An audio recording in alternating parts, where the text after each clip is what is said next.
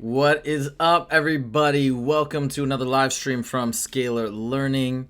Today is not our standard weekly live stream, which usually happens on Wednesdays. Today, we are having a live stream in honor of the SAT. So we have the SAT coming up actually next week, next Saturday. So literally a week from today. And you know what? I think in the description I wrote March 17th. It's actually the March 10th SAT. That's my mistake. Just now putting that together. Anyways.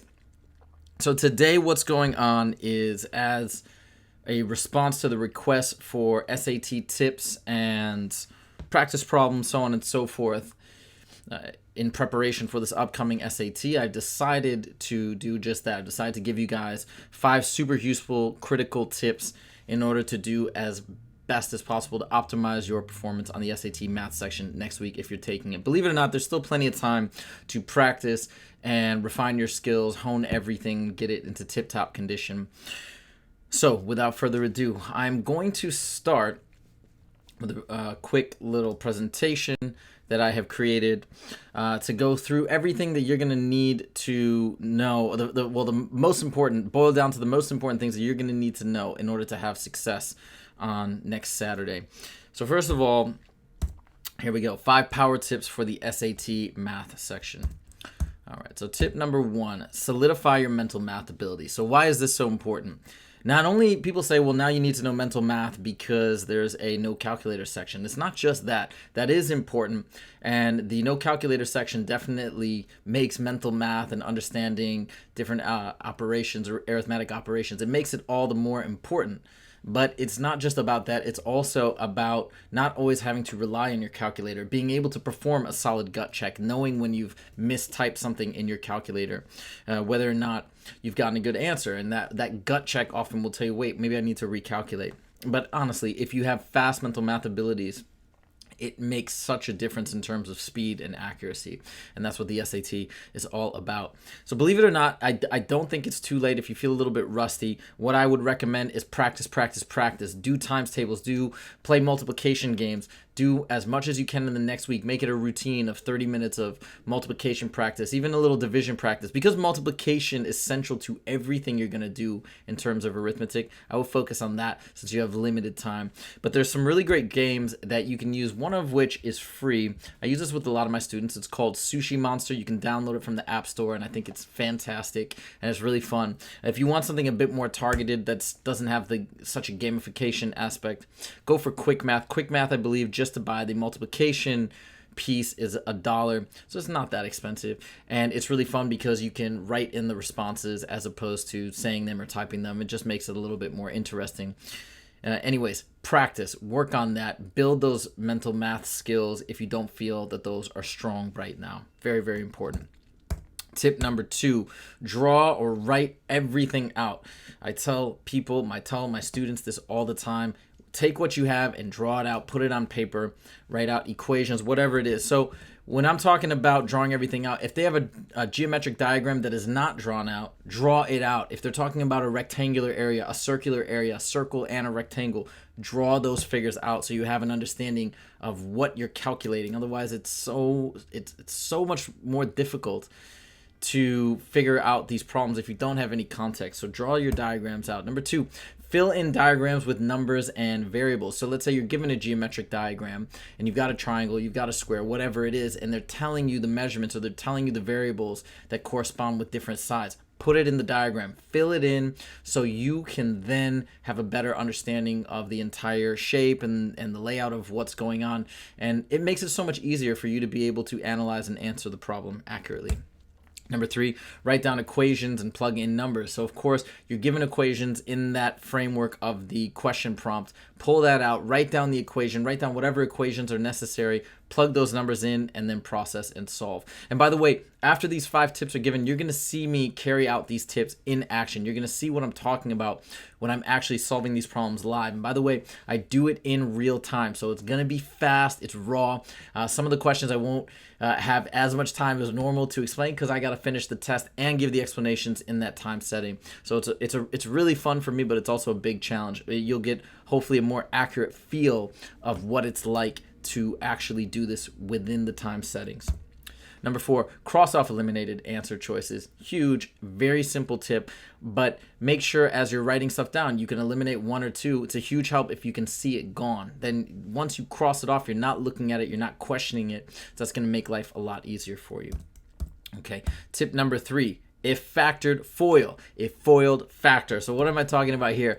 I'm talking about when you get a problem involving quadratics or even larger polynomial functions and you just totally stumped, you have no idea what to do.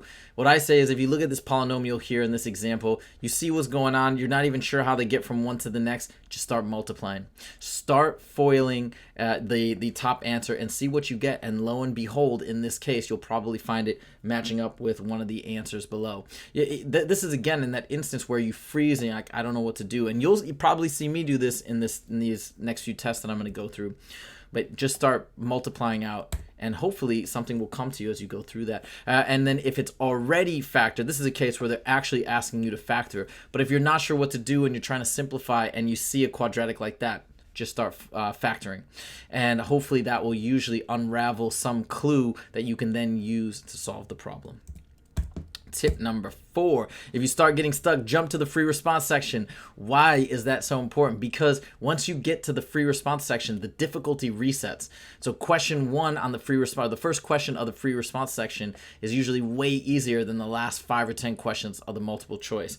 So for example, in the calculator section, questions 31 through 38 are the free response questions. So you can jump to 31 if you're getting stuck around 20 or 25, and those first few will be much easier than the last 5 or 10 of the multiple choice. In the no calculator section, that free response is from questions 16 through 20. So again, it's the last 5 in the no calculator section, the last 8 in the calculator section. Finally, tip number 5, know the formulas you need. And this goes without saying, but what are the formulas you need? Well, first of all, there's a number of formulas and math facts that are given. You don't need to know these. You just need to know how to use them. So make sure you get familiar with them. Please don't waste time trying to memorize these various formulas. So this is what they give you at the beginning of the SAT math sections. So you notice they have a lot of geometric formulas, everything related to circles, except for they don't give you the formula for a circle on the coordinate plane. You do need that, but they give you area, circumference, area of all these other triangles, Pythagorean's theorem, so on and so forth, these 3D figures, volumes. So you think pyramid, I mean, that pyramid formula is kind of a pain. You don't have to know it. So it's beautiful. Just know that it's there and you can jump back and flip back to it if you need to. Special right triangles are tricky to remember. I've even made a song to help students remember how to tackle special right triangles. You don't need it. So don't worry about it. It's all here. What do you need? Okay. So here are some really important formulas that are critical that they don't give you. You need to know the slope of a line. You need to know slope-intercept form, the midpoint formula, the distance formula. Distance formula is essentially tied into Pythagorean's theorem. And if this were a longer 5 tips, I would show you exactly how they apply to one another. But I would say if you're taking in a week and you've got the spare room in your memory, I would just commit that to memory. Area of an arc and also the area, that's meant to be area of a sector, not area of an arc, area of a sector of a circle. The quadratic formula, huge formula to know when you're solving for quadratics. SOHCAHTOA is all about trigonometry and understanding how sine, cosine, and tangent relate to various angles and lines in a triangle. So definitely make sure you're familiar with that one. Probability and of course the equation of a circle on the coordinate plane. So I'm not going to go into all of these formulas. Look them up, figure them out. Here they are if you want to see what they're all about. You know, we got the quadratic formula, we got the distance formula. So if you want, take a screenshot of this picture right here and you can start working on committing these to memory. But these are some critical formulas. Okay. So that is it for my presentation. I hope that was helpful. And if you guys still have additional comments, make sure to leave comments in the comment section. And by the way, before we jump into the practice problems, make sure to like this video if you like it. Subscribe to the channel if you haven't yet. The subscriptions would be for any folks who want to know more about math, education, anything like that. And of course, we have weekly live streams related to SAT math every Wednesday. So if you subscribe, you get notifications for all of that really good, solid content. All right, now comes for the endurance portion. and I'm going to try and take as many full-length practice tests, but just the math sections as I can stomach. It's gonna be tiring. It's gonna be tough, but we're gonna see how long I can go. Now we have the math, the two math sections. One is I think 50 minutes. One's 38 questions. One is 20 questions. I think one is 25 minutes. The other one is 50 minutes, something like that.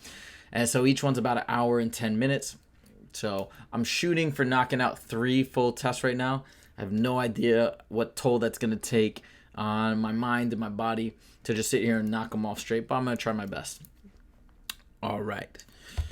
Let me start live streaming this bad boy from my Instagram as well. I think my phone's only got about 20% battery. So let's get that going, and then once we got the live stream there, let's see here, we can get started. Oops. Live. All right, cool. So I'm going to lay this right here. And now we got it going up here. Without further ado. All right, cool. Let's get into these SAT practice problems. So just a caveat. Usually when I take these practice problems, or when I've taken these practice tests in the past for the SAT off of Khan Academy, I would always say that I haven't seen the problems before and I'm doing it for the first time, which is kind of part of the point. The thing is here is I've actually taken all the Khan Academy SAT tests already, and I've done it online. You can click and watch those separate videos on my channel if you want. So now I'm doing them again for the second time. I haven't seen them in a while, so it should still feel fresh to me, but that's just in full disclosure. So I'm going to start with practice test 1, and I've reset 1 and 2. You can see 3 and 4 are already complete. So like I said, if I can keep going, I'll knock out the rest of these practice tests. So we're going to start this, and we're going to skip this one. We're just skipping the reading, and then we're going to start the next section. Finish. All right, here we go. Woo, getting excited. So I haven't done one of these time tests in a while. So they're pretty fun, and they're a little bit nerve-wracking just because I get into it. So we're going to start the no calculator question test first. 20 questions, 20 minutes. Without further ado, let's do it, I guess. Here we go. Boom. And there it is, 25 minutes. We've begun. All right. X minus 1 over 3 equals K, and K equals 3. So this is a straight plug and chug. Okay, we're going to replace K with 3, multiply both sides by 3, and we get X minus 1 equals 9. Add 1, and we get X equals 10. So notice I got to keep moving as fast as, oh shoot, because I've got a time limit. So let's go to the next one. I is the square root of negative 1. What is the sum of this? Let's just remove those parentheses because they don't do anything. Because there's nothing multiplying these guys, plus 9i. These combine to become negative 1. These combine to become 12i. And negative 1 plus 12i is our answer. Whoops. Okay. Question 3. On a Saturday afternoon, Armand sent M text messages for each hour for 5 hours. Okay. And Tyrone sent P text messages for 4 hours. Each hour for 4 hours. What is the following total messages sent by these guys? It's this. It's 5M plus 4P, because think about it. This is the number of hours times 5 per hour, number of hours times 4 per hour. And you can't combine these, so it's just 5M plus 4P. No simplification possible. Question 4. Kathy is a repair technician for a phone company. Each week she receives a batch of phones that needs repairs. The number of phones that she has left to fix at the end of each day can be estimated with this equation, where P is the number of phones left, D is the number of days she has worked that week. What is the meaning of the value of 108 in this equation? 108 is our starting point. It's our y-intercept. So in this case, she's kind of whittling down 23 per day. But what is the 108? That's where she starts at, meaning that's the amount of phones she starts each week that she needs to fix. That's her starting point. This one, which of the following is equivalent? Remember, what was my tip? If you're not sure, well, in this case, we can't, there's nothing to factor. But in this case, we just need to combine, right? Which of the following is equivalent? Don't look at these and be like, what's equivalent? I can see that we can combine like terms, so let's just go straight away and do that. I'm removing the first set of parentheses because they're not doing any good. The second one, I'm distributing this negative across. It's like multiplying everything by -1. So that becomes positive x squared y minus 3xy squared. And let me move this over here. Minus 3xy squared plus 3y squared. Yeah, I think that's right. And then let's combine like terms. So these guys combine to 2x squared y. These guys combine, I think, yeah, to cancel out negative and positive. And then these guys combine to become plus 2xy squared. So I think that's our final answer, right? 2xy squared. Yeah, I think this is it. We can come back and check. I did this kind of fast, so we can come back to that one. Next, h equals 3a plus 20. Okay, model to ensure boys for years between. So pediatrician uses the model above to estimate the height of a boy in inches in terms of the boy's age, a, in years between 2 and 5. Based on the model, what is the estimated increase of the boy's height each year? It's right here. It's basically the slope. Every year, every time his age goes up by 1, he's going up by 3 inches. That's it. The formula above gives a monthly payment M needs to pay off a loan of P dollars at R% annual interest over N months. Which of the following gives P in terms of... Okay, so stop. All this stuff is irrelevant, essentially. When they say we want P in terms of blah, blah, blah, blah, blah, it means we need to isolate P. That is it. So all we need to do is get everything to the other side. So first step is I'm going to multiply both sides by this denominator. So I'm going to say M times 1 plus R over 1200 to the N power, okay,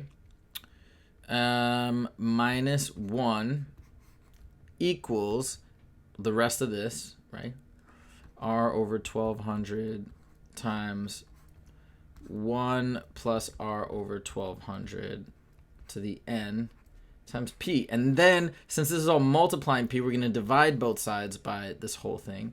So R over 1200 times 1 plus R over 1200 to the N power, right? And we're dividing by this as well, so this kind of goes away. And this should be our final answer. This gives everything in terms of P. So now let's look at our answer choices.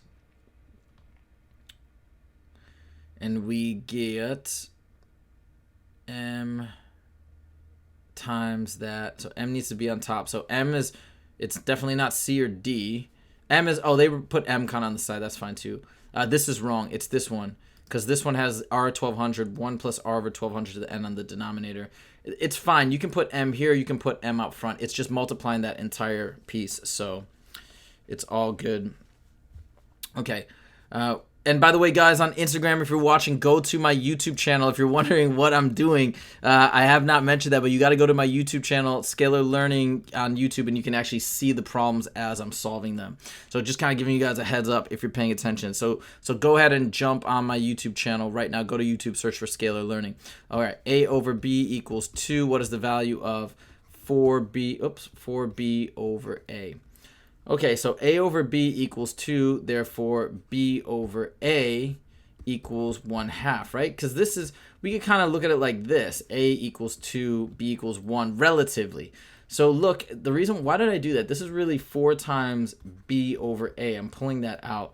And since we know that B over A is 1/2, I'm just replacing that. 4 times 1/2 is 2. Question number 9, we've got system of equations. What's the solution? How do we solve a system of equations? We can either do substitution or elimination. I think I'm going to opt for elimination, I guess. Negative x. Now, what am I doing? I'm putting the x's below the x's, the y's below the y's. So I'm just rearranging the negative x and the 2y, which you can totally do, equals negative 19. Now, how do I eliminate? Well, how about this? I multiply this entire bottom equation by negative 2. Why do I do that? So I can get 2x minus 4y equals positive 38. So now I've got a negative 4y and a positive 4y matched up, because now when I add these two equations, not this guy's kind of out now, so I'm not touching this one, but I'm adding these two together. 3x plus 2x equals 5x. 4y plus negative 4y equals 0. Negative 23 plus 38 equals 15. Divide both sides by 5, and we get x equals 3. And I already know the only one with 3 as the x value is this guy, 3, negative 8.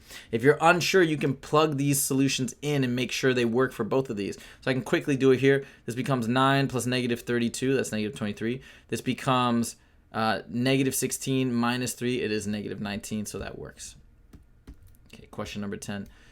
G of x squared. For the function g defined above, a is a constant and g of 4 equals 8. So what is the value of g of negative 4? So we have to solve for a first. So first I'm going to solve for a because I know that g of 4 is 8. So watch this. G of 4, meaning when we plug 4 in, right? So I've got 4 squared plus 24. And g of 4 they're saying is 8. So I can replace this with 8. And now I can solve for a minus 24 minus 24. And we've got negative 16 equals, this is 16a, by both sides by 16, and we got a equals negative 1. Now we rewrite the equation. G of x equals a is now negative 1, so I replace that negative 1, x squared plus 24. And now I want to plug in negative 4 for x, like this. So I got negative 1 times negative 4 squared plus 24. This is negative 1 times 16 plus 24. This is negative 16 plus 24, which equals 8. And that's positive 8. All right. Let's go on to this question. Here we go. So we've got B equals this, C equals this. In the equation above, B and C represent the price per pound in dollars of beef and chicken, respectively, X weeks after July during last summer. What was the price per pound of beef when the price per pound of beef was equal to the price per pound of chicken? Basically, they want to know when these two equations or these two prices were equal, so we're going to set these two equations equal to each other and solve for x.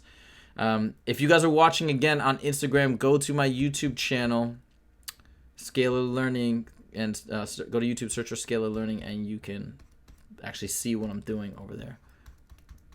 0.4x. All right, let's solve for x minus 0.4x. Minus I'm going to put it under here, minus 0.4x. And this becomes 2.35 minus 0.15x. I'm kind of doing that in my head, 0.4 and 0.25. The difference is 0.15 equals 1.75. Subtract 2.35, subtract 2.35, and we get negative 0.15x equals, what is this? Negative 0.6, I think. Divide both sides by negative 0.15 by negative 0.15. And 0.15 goes into 6 4 times, and the negatives cancel out, so it's positive 4. So x equals 4 weeks. But now it says, oh, what was the price per pound of beef? So now we got to take this 4 and plug it into the equation for beef. So B, I actually missed that part. 2.35 plus 0.25x. So 4 comes in here, and it's 2.35 plus 0.25 times 4. 4 times 0.25 is $1, and that becomes 3.35. That was the price. Right there. Cool. Next question, question 12. We are getting close to that point, right, like I said in the tips, where you're going to hit the free response. It's going to start to get easier, so that's good. A line in the xy plane passes through the origin and has a slope of 1/7. Which of the following points lies on the line? So that means, according to the slope-intercept formula, y equals mx plus b, the slope equals 1/7x, and since it goes through the origin, this guy is just 0, so there's no, so this is the equation of my line. So we're saying which one of these is actually on this line. Well, we can now plug all of these in and see which one actually works, which coordinate works. If I plug in a 0 for x and a 7 for y, we get 7 equals 0. So A is out. If I plug in 1, 7, so I plug in 1 for x and 7 for y, I get 1/7 equals 7. Wrong. If I plug in 7 for y and 7 for x, I get 1 equals 7. That's out. If I plug in 14, obviously got to be this one, 14 for x and 2 for y, well, 1/7 of 14 is 2. Therefore, D is our answer. Okay, x is greater than 3. Which of the following is equivalent to this? Okay, this is hard. But what I want you to think of, now we're getting into the hard problems where you may want to jump and, jump to the free response. Here's my suggestion on how to tackle something like this. You may have no idea which one of these is equivalent to. So if all else fails, like I said, you can either FOIL or factor or whatever. In this case, it looks crazy, but to know what it's equivalent to, just start combining stuff. So like this denominator is disjointed. How do we combine these? Well, we need common denominators. We can't just flip this guy.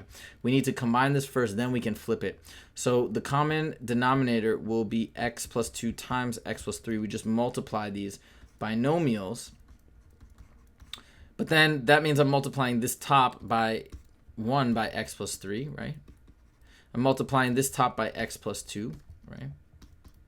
Now we can actually combine these because they've got common denominators. Now it's 1 over, we're adding this to this and this to this. We've got 2x plus 5 over x plus 3 times x plus 2. Now that we got everything contained in this way, now we're in really good shape. Now we can actually take the reciprocal of this fraction and we can do some real nice simplification. Now we have x plus 3 times x plus 2 over 2x plus 5. And this is we're really just simplifying it and removing those disjointed fractions at the bottom and getting them to be combined. And now look, we can already see that probably this is our answer. This is the only one where we have 2x plus 5 in the denominator.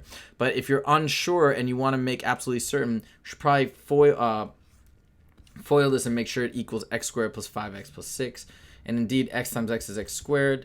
X times 2 is 2x, x times 3 is 3x, 2 times 2 is 6, which does combine to be x squared plus 5x plus 6 over 2x plus 5, and that is indeed what we selected. Sweet. All right. This is actually not that great shape, so I need to go a little faster because we only got 11 minutes left and a lot of questions to do. 3x minus y equals 12. What is the value of this guy? All right. So I'm going to do a little substitution. 3x equals y plus 12. Oops, I'm adding y to both sides. So now we can say that, and I'm gonna turn 8 into 2 to the third power, right? Because that's actually what it is. And I'm gonna turn, and 2 over y is just 2 over y. Now I'm going to substitute in. Oh wait, first let's combine this. This becomes 2 to the 3x over 2 to the y. Now I'm gonna substitute in y to the plus 12 in for 3x. So we know that 2 to the y plus 12 over 2 to the y is what we got. And then now we can continue to simplify. We're just subtracting. So it's become the exponents because we're doing division. So it's 2 to the y plus 12 minus y. These cancel out. Becomes 2 to the 12th. And that's our final answer. All right. Question 15. We only got one more question until the free response. ax plus blah, blah, blah. For all values of x and a plus b equals 8, what are the two possible values for c? Okay. Let's see here. How did I do this? So 2 and 14. Okay, so I'm going to kind of multiply this out. I actually don't remember how to do this one, or don't know how to do this one, so I'm just going to FOIL. That's my advice, and I'm going to follow it. So FOIL these first two terms becomes abx squared, 7ax. Hold on. Oops. 7ax plus 2bx plus 14. So I'm kind of going a little faster here because this here goes there. Abx squared, 7ax, 2bx, and 14. This is the middle term, 14 is the last term, and you see how everything matches up. So we can see a few cool things here. Since this is the first term, and the first term over here is 15x squared, we right off the bat know that a times b equals 15. We also know, let's see, that, let's see, if I factor out an x here, we can say that 7a plus b to b, since we have c times x over here, c equals 7a plus 2b, right? I hope that makes sense. I just factored out an x, and I know this corresponds with this middle term, so c equals this. And then we also have one other data point, a plus b equals 8. You can solve this as a system of equations. You can also tell pretty quickly A and B have to be 5 and 3. Okay, so now we have 5 and 3, or it could be the other way around, 3 and 5. So what are the two values? Now we've got this equation for C. Let's plug them in. So if A is 3, B is 5, this is 7 times 3, which is 21, plus 10, which equals 31. Other way around, we plug a 5 in and a 3 in. This 7 times 5 is 35, plus 6, which equals 41. Those are our two answers. All right, 8 minutes left. So we got this, t squared minus 4. What is the value of t? Well, t could either be 2 or negative 2, right? 2 squared. Oh, t is greater than 0. It's got to be 2. 2 squared is 4. Minus 4 does equal 0. So that's that. See how these get easier? A summer camp counselor wants to find a length x in feet across a lake as represented in the sketch. To the left, the lengths represented by A, B, BD, and CD on the sketch were determined to be 1,800 feet. Okay, so it gives all these values represented respectively. So this is crazy here. Hold on, let me take a picture of this. I'm gonna fill in all this information on this side. So you don't have to do this, thankfully, when you take the test. It's all gonna be there. Okay, where's my image? I think this is it, right? Oh, great. Okay, so that didn't work. Okay, let's quickly redraw this. So we got A, B, D, C, E, and we've got AB is, okay, so these are the values. AB is 1,800, EB is 1,400, 700 is BD, because that's what it means respectively. It's in the same order. 800 is CD. And we need to bottom line is these two triangles are similar. You got to know that when they have triangles like this, and we know that this angle equals this angle, right? I think that's what they said. And then we also have these two vertical angles. By angle, they're similar. What is the value of x, and where is x? X is this side over here. So this is just a proportion thing, right? 700 relates to this side, 1400, because they're both opposite these two corresponding angles. So it's like 700 over 1400 is equivalent to 800 over x. This crosses off and reduces to 1/2 equals 800 over x. So you can already tell this has got to be half of this. X therefore is 1600. Okay. Here we go. What is the value of x? Let's solve a system of equations. I'm going to show you how to do this, and they only want x, so I'm going to show you faster than what you might otherwise think. Negative 25. I want to knock out the y, so I can straight away solve for x. I'm going to multiply the top by -2, and this becomes positive 18. -2 times -9 is positive 18, and now let's combine them. We get -2x plus x is -x. These guys cancel out. 18 plus -25 is -7, therefore x equals 7. Question 19. So we got 5 minutes left. These last two usually can be pretty hard. In a right triangle, one angle measures x when sine of x equals 4/5. So I'm just going to draw a triangle.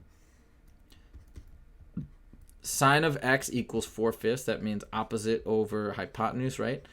So toa. What is cosine of 90 minus x? 90 minus x is just this side, right? Because this is 90 degrees. This is x. That 90 minus x is a fancy way of saying it's this opposite side here, okay? So cosine of this angle is adjacent over hypotenuse, which is, again, it's just 4/5. So you see how helpful it is if you draw that triangle out. You don't have to, there's a theorem that states this. You don't even have to know the theorem, you just draw it out. And last one, we've got this guy here. We've got a equals 5 square root 2. 2a equals that. What is, okay, so 2a equals square root of 2x. What is the value of x? But we know what a is. A is 5 square root 2. Oops. Let's plug it in right here. So we got 2 times 5 square root 2 equals square root of 2x. So this multiplies the 5 only, not what's in the root, and that becomes just like square root of 2 is a variable. You don't multiply what's in it, stay separated. 10 square root 2 equals square root 2x. Let's square both sides. We want to release the x from that square root prison, and this becomes 100 times square root of 2 squared is just 2.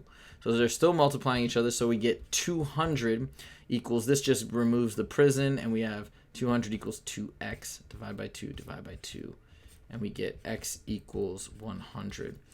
And we can plug it in and make sure that's right? If we actually go back to this, 2a equals square root of 2x. Square root of 2, if x is 100, it becomes square root of 200. And that simplifies to 100 times 200. Square root of 100 is 10. And the 2 stays inside. And that indeed is 2 times that, which is 10 square root 2 as we showed here. So 100 works. I don't think I missed any questions. Let's just double check. We got a few minutes remaining. I think I answered everything. Did I get one here? So this is looking good. Just want to see if everything is, yeah. All right, 2 minutes left. I think I'm just going to go for it. And again, we'll finish this section.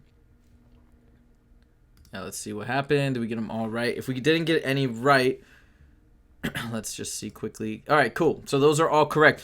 If you guys have any questions on these specific problems, just leave a question in the comment section, and I'll try and give you a more thorough explanation. So again, I'm taking these under time conditions, and I got to go as fast as possible. All right, hold on. Let me stretch my legs. Very intense. Oh, all right. And make sure, if you guys are watching on my Instagram and you're wondering what am I doing, go to my YouTube channel. Go to YouTube, search for Scalar Learning, and you can watch me take these SAT math problems in preparation for those of you prepping for the SAT next week, next Saturday. Okay, time to move on to the calculator section. Let's see, review your answers. Nope. I don't want to review my answers, so I think I can just jump into this. Yeah, here we go. All right, now it's time to take the next section. So here's what I'm going to do. This is the calculator section, so I'm going to load up my calculator. And that way we can use it if need be. This is very tiring, and like I said, I'm gonna try and knock out 3 tests. I can already feel like I'm getting tired, but I'm gonna do my best to keep it going as long as possible.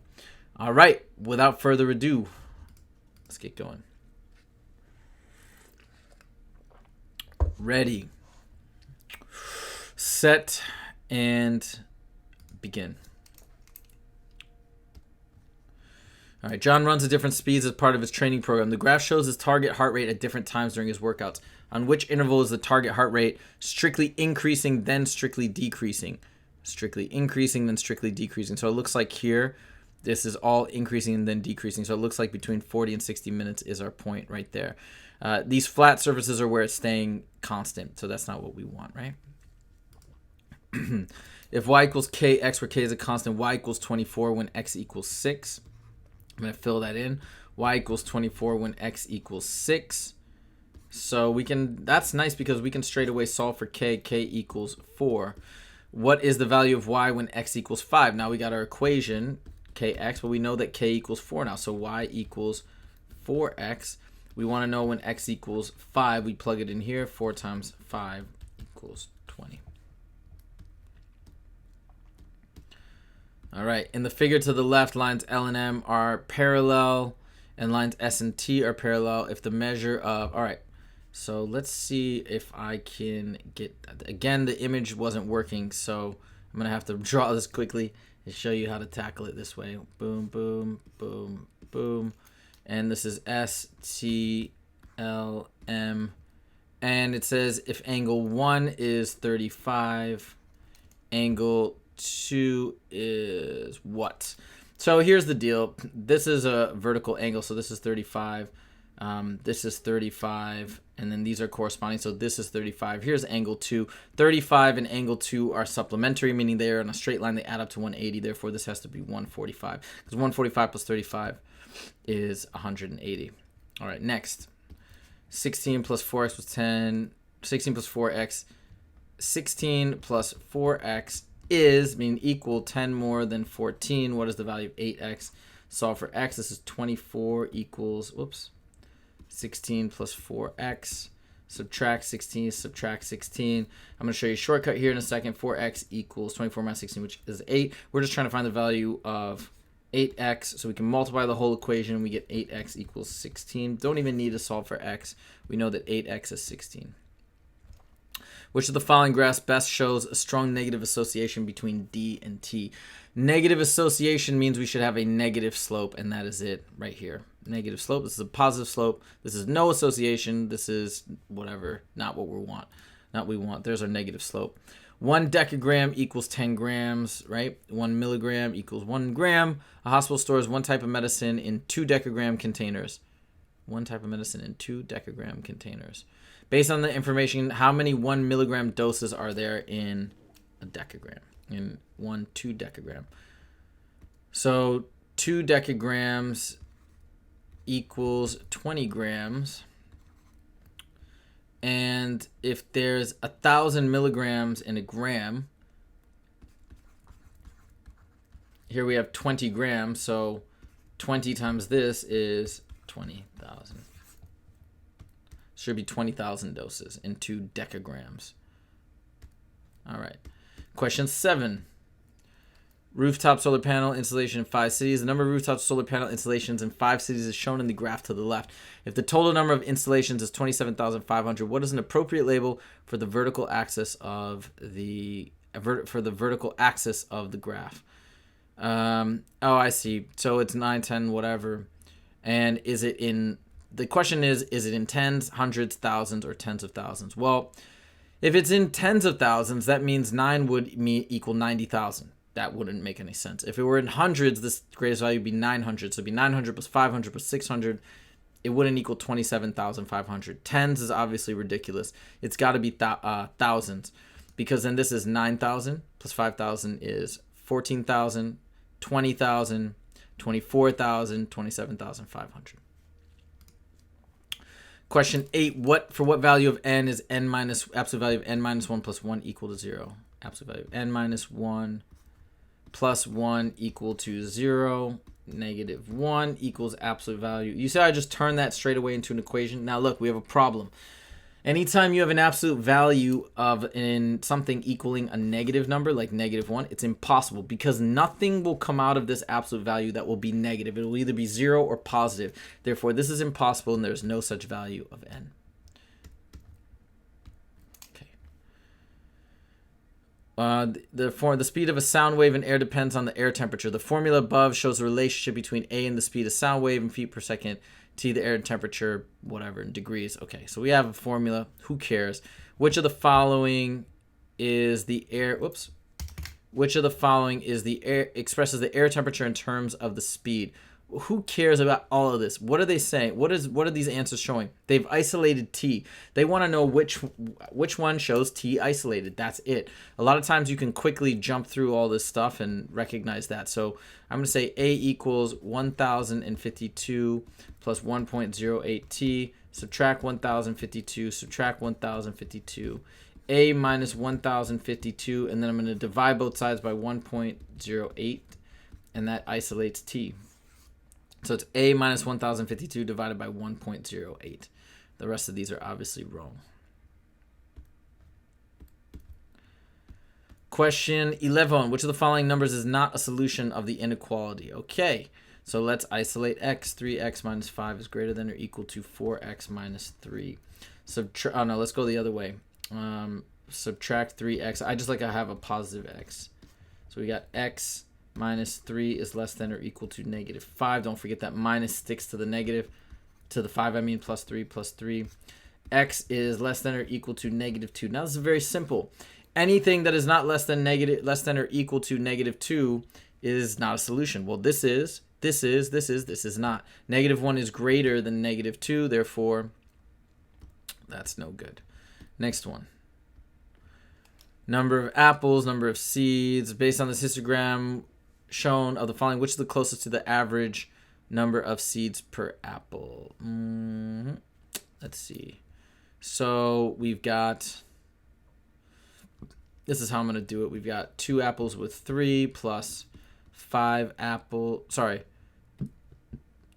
apples with 5 seeds plus 1 apple with 6 seeds plus 2 apples with 7 seeds plus 3 apples with 9 seeds. So let's add them up, and then we have to divide by the number of apples, which is 2, 6, 7, 8, 9, 10, 11, 12. So we have to divide everything by 12 eventually.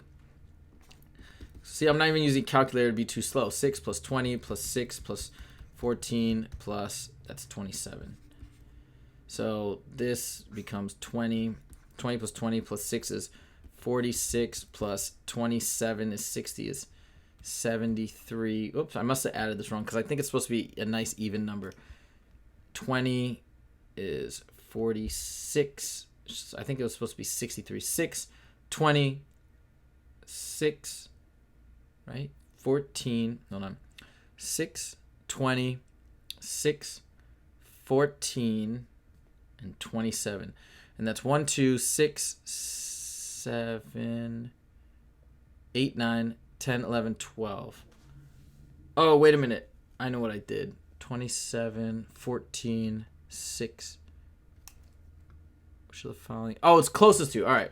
I'm going crazy over these numbers, and they're fine. So 73, and then we divide 73 by 12. It's going to be approximately 6, a little bit bigger than 6. So that's right, because 6 times 12 is 72. There we go. Right, a group of 10th grade students responded to a survey that asked which math course they were currently enrolled in. The survey data were broken down as shown in the table on the left. Which of the following categories accounts for approximately 90% of all the survey respondents? Well, the total is 310, right?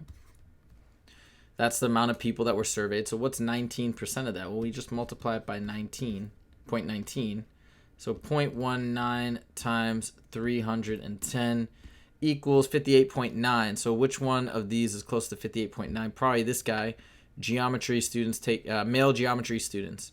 So males taking geometry. Nothing else I think is closer to that. So that's it. That was a straight percentage problem. All right. The table listed the lengths to the nearest inch of a random sample of 21 bullhead fish. The outlier measure of 24 inches is an error. Of the mean, median, and range of the values listed, which will change the most if the 24-inch measurement is removed? 24 will drop the range substantially. The range will drop from 16, right? Because it goes from 8 to 20. Range is just the greatest value minus the smallest value. It's currently 16. If we remove this, 16 will be the greatest value, so the range will drop by 8. Everything else, the median will barely be, probably won't even be affected. The mean will be affected, but slightly. So that range is going to drop a lot. If you have the time, you can calculate all those. I don't recommend it, but you can do it and then compare. But you don't need to there. The graph above shows the total cost in dollars of renting a boat for each hour. So this is time and this is the cost based on the hour. What does C represent in the graph? C is what? Wait. Total cost. Oh, C intercept. Sorry. The C intercept is always the baseline. It's the constant. It's what it's gonna cost no matter how long you rent it, you gotta pay whatever that is. I guess like $5 or something. So the initial cost of renting the boat. Which of the following represents a relationship between H and C? So again, this y-intercept of C has got to be in there. So it's got to be something plus 5. That means I can eliminate, A, B, C, D. I can eliminate A and D, so it's between these two. And then we need to compare which one has the right slope. Well, the slope is what? Let's go from one point to the next. We're going up 1, 2, 3, going over 1, 2, 3, 4. Therefore, the slope is 3/4. Therefore, B has to be the right answer. All right, next. For the complete graph of the function f shown on the xy plane, for what value of x is the value f of x at its minimum? Right here. So that is when x equals -3, because it's 1, 2, 3, whatever. So when f of x when x is -3, wait, hold on. For what value of x? Yeah, so it's not asking for the minimum value of -2. It's saying what value of x is it at its minimum, and that's here where x equals -3. Tricky. y less than negative x plus a, y greater than x plus b. If the xy plane, in the xy plane, if 0, 0 is a solution to the system, which of the following relationships between a and b must be true? Wait, 0, 0 is a solution. So I'm going to just plug in 0. Actually, I think I know what to do. We plug in 0 for both of these equations. 0 is greater than 0 plus b. We can find out some things here. So 0 is less than a, which means a is positive. 0 is greater than b, which means b is negative. Therefore, if a is positive, b is negative, a has to be greater than b. That's the only thing we know has to be true. These have no idea. There we go. A food truck sells salads for $6.50 each and drinks for $2 each. Drinks. The food truck's revenue from selling it, this is a system of equations. Food truck's revenue from selling 209 salads and selling a total of 209 salads was 830. Okay. How many salads were sold? Look, we need two equations. So this is the first one. The price times the number of salads sold plus the price times the number of drinks sold equals $836.50. Then we know that the number of salads plus the number of drinks sold equals a total of 209. That's our system of equations. Now we can solve this system. So I'm going to, how many salads were sold that day? So that means I want to isolate D and sub in for D. It'll save a step. I'm going to subtract S from both sides. D equals 209 minus S. We take this and I'm going to plug it in for D and we can solve for S. So this means 6.5 S plus 2, forget the 2.00, times 209 minus S equals 836.5. Distribute, 6.5, we don't need the 0. S plus 418 minus 2S equals 836.5. Like terms combined, we got 4.5S plus 418 equals 836.5. Subtract 418. Subtract 418. And we've got 4.5S equals, I'm going to use my calculator, 836. No, I don't need it. That's 418.5. And then I'll use my calculator. Divide both sides by 4.5. Divide both sides by 4.5. Hopefully we should get a whole number if we did this right. So 418.5 divided by 4.5.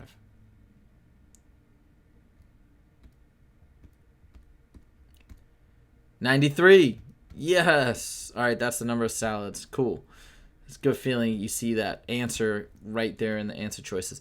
Alma bought a laptop computer at a store and gave a 20% discount off its original price. The total amount she paid to the cashier was P dollars, including an 8%. So, hold on. She paid P dollars, including an 8% sales tax on the discounted price.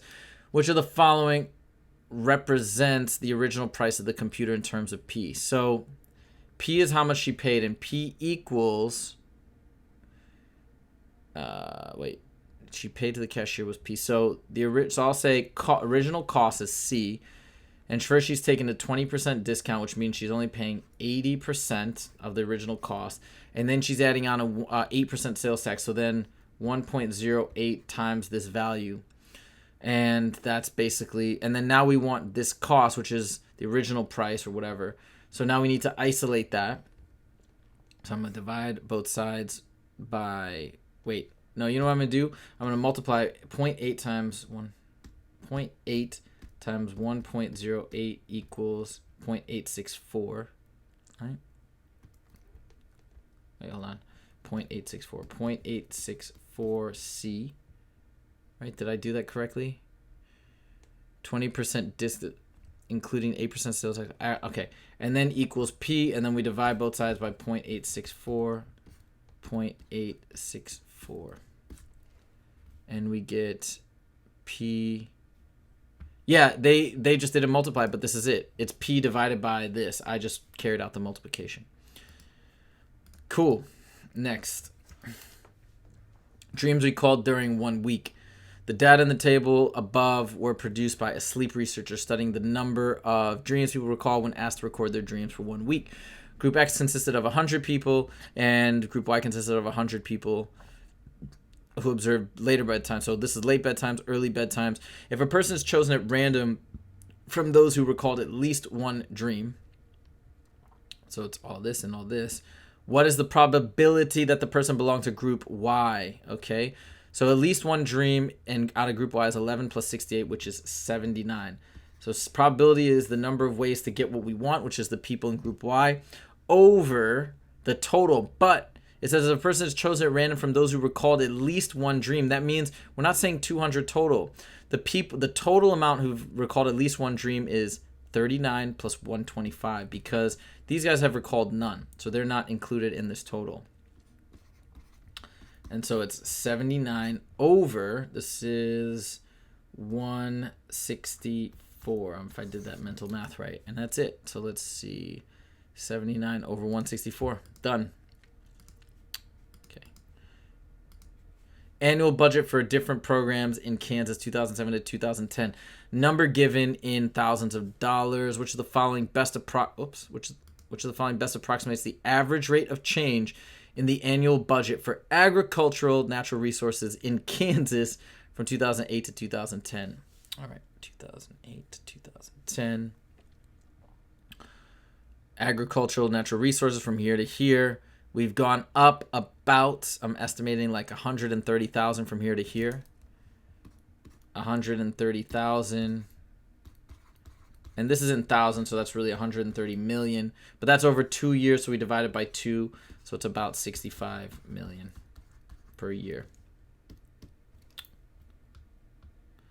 Of the following program's ratio of its 2007 budget to 2010, which is the closest to human resources ratio of 2007 to 2010?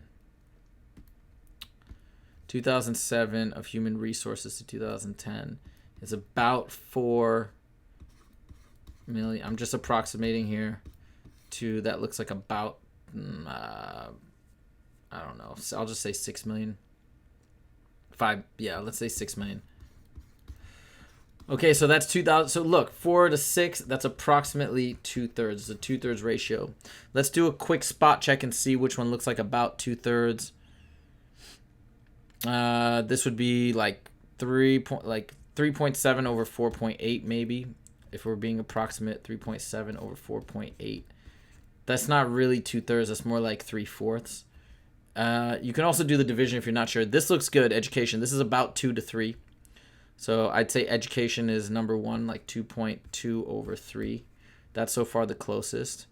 This one is no way, because they're about equal. This one is no way. They're too close to each other. This one is R1, and then this is 2.6 to 4.6. That's too small. That's much closer to 1/2. So I say our winner is definitely education. It's the closest. All right, question 24. We only have 7 questions, I think, until 7 questions until we're back to the free response. Which of the following is an equation of a circle in the XY plane? Remember I said you got to know this formula. The formula for a circle is x minus h squared plus y minus k squared equals r squared. Now we just plug and chug. Circle with a center. Center is this, hk. So you see how these values plug in like this. All right, so we got x minus, here's the center. So the x value is 0. So actually it's just x minus 0, which is 0, x squared, plus y minus 4 squared equals radius of this. We all know the radius, so we got to calculate the radius. It's got an end and a radius with endpoint, this guy. So since it's got an endpoint, it means we got to calculate the distance between this value and this value. So let's use our distance formula. We subtract the x's, so 4/3 minus 0 squared, right? Plus 5 minus 4 squared. So it's square root of, that's 16 over 9. Plus, this becomes 1 squared plus 1. So it's really 9 over 9. So we can say square root of 25 over 9. And that is the radius. But remember, we plug it in over here as square root of 25 over 9. But that's squared because remember it's radius squared. So we square a square root, it just removes the square root. And there's our equation. So x squared plus y minus 4 squared equals 25 over 9, which is this guy. And that's it. These two radiuses or values are wrong. 25. H equals negative 4.9 t squared plus 25t. The equation above expresses the approximate height h in meters of a ball. T seconds after is launched vertically with an initial velocity of 25 meters per second. After approximately how many seconds will ball hit the ground? Meaning, when does the height equal to 0? That's what it's saying. So we say 0 equals negative 4.9 t squared plus 25t and solve for t. I'm going to factor out a t. We got negative 4.9 t plus 25 equals 0. Two values where t equals 0. One, or where this a height equals 0 when t equals 0, right? Because 0 here will knock this whole thing out. The other one is where negative 4.9 t plus 25 equals 0. So now we got to solve for t. Subtract 25. So, right, we're looking for where this equals 0 or where this quantity equals 0, because 0 times anything is 0, and that's what this is all about. Negative 4.9 t equals negative 25. Divide by negative 4.9. Divide by negative 4.9. Negative 25 divided by, it's approximately 5, but let's do it here. 25 divided by 4.9 equals 5.1. So it's 5 seconds. Cool. Let's delete this. Katrina is a botanist studying the production of pears by two types of pear trees. She noticed that type A trees produce 20% more pears than type B trees. So whatever type B is, 20% more of B equals A. That's what you can use is like, you could say B plus 0.2B equals A, or you could just say 1.2B.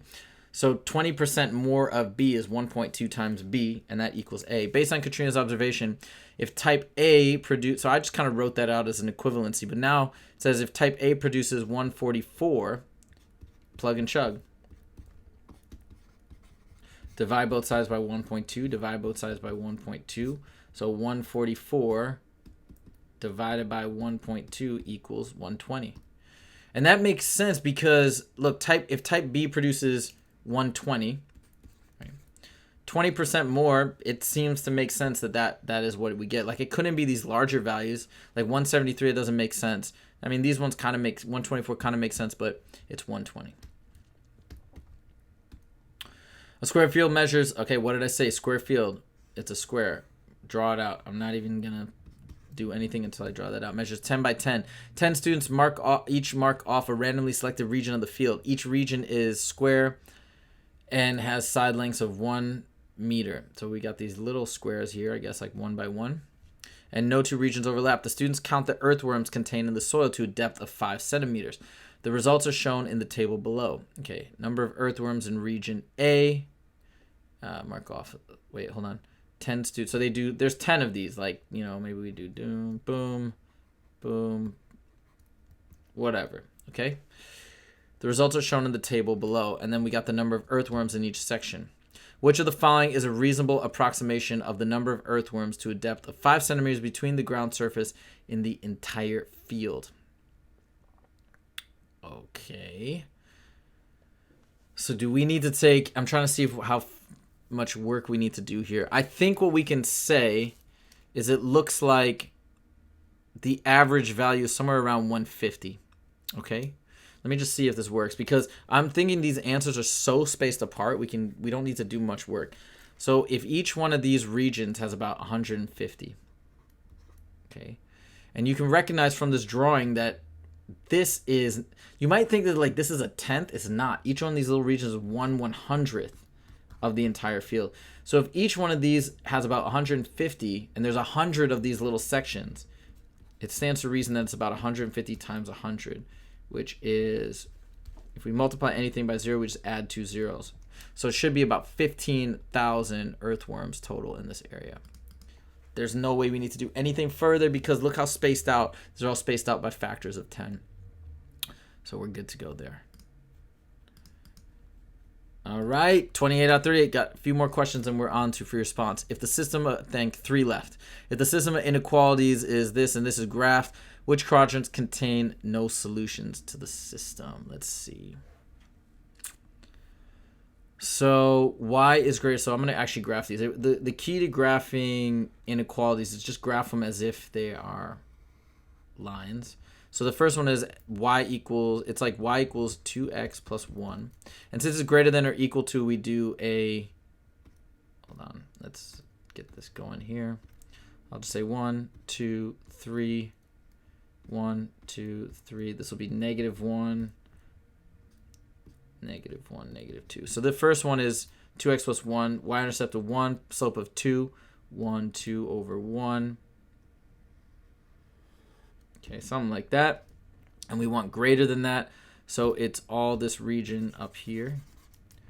And then the other one is y is greater than, just greater than 1/2 x minus 1. Y-intercept here. And we got a positive slope of 1 over 2. So up 1 over 2. And this is a dotted line. So we go like this. Boom, boom. And then we got greater than this, so it's going to be everything above here. But it doesn't stop there. It's going to go into this section too. So what do you see? What's the solution set of a system of inequalities? It's where the solution sets overlap. So the only place where it's going to overlap is where it's green and red, where it's greater than both of these values. And you can notice right when we made this graph, I got solutions in quadrant 3 right here. I got solutions in quadrant 2. And I've got solutions in quadrant 1 right here. I got, I got to put this back here, shoot. Oh, no. All right. So I got no solutions in quadrant 4. So quadrant 4 has none. Okay, question 29. If I need a calculator, I'm going to have to make a new one in a second. For a polynomial p of x, the value of p of 3 is negative 2. Which of the following must be true about p of x? Okay, so p of 3. So that means x minus 3 is it's not a factor. It tells us nothing about these. Okay, because when we're talking about this, usually if you plug the value in and you get 0, that means like x minus 3 would be a factor, but it's not a factor because we get negative 2. So the only thing it tells us about that even includes x minus 3 is the last one. And it's true, yes. If we were to divide this polynomial by x minus 3, we would get this, negative 2, which means it's not a factor because it would be 0 if we'd get 0 if it were a factor. And that's all it tells us. Okay, question 30. So this should be the hardest one, arguably. So this is this parabola. And so which of the following is an equivalent form of the equation of the graph from which the coordinates of vertex A can be identified as constants in the equation, meaning they want this to be in vertex form. Okay. A little trick you can use here is you can see that the vertex is about negative, I don't know, maybe 4/5 and negative 16 or something. I guess it's maybe 1 and 16. 1 and negative 16. Only ones where I see 1 and negative 16 is D. It has to be this. To get this into vertex form, though, if we want to get a quadratic into vertex form, this is how you do it. X squared minus 2x minus 15. You take half of this and square it, which is x squared minus 2x, and that's plus 1. Since I'm adding 1, I have to subtract 1 out here. Then I quarantine this part off, and this can be factored into x into a perfect square, and that's the point. X minus 1 squared, and this becomes negative 15 minus 1, which is negative 16. So that's how we know. That's vertex form, and that's literally this guy. All right, free response. We made it. Now things will get a little easier. Why can husk at least 12 dozen ears of corn per hour, and at most 18 per hour? Based on this information, what is the possible amount of time in hours that it could take Wyatt to husk 72 dozen ear corns? Well, at this rate, it'd be 6 hours. At this rate, it would be 4 hours. So maybe 5. Technically, 6 and 4 should also work, but I'll just say 5 to be safe. The posted weight limit for a covered wooden bridge in Pennsylvania is 6,000 pounds. A delivery truck that is carrying X identical boxes, each weighing 14 pounds. will pass over the bridge if the combined weight of the empty delivery truck and its driver is 4,500. So 4,500 is the empty truck and the delivery guy plus 14x. This is the weight per box. Okay, what is the maximum value for x that will keep the combined weight of the truck driver and boxes below the bridge's posted weight limit? Okay, so where this is less than 6,000.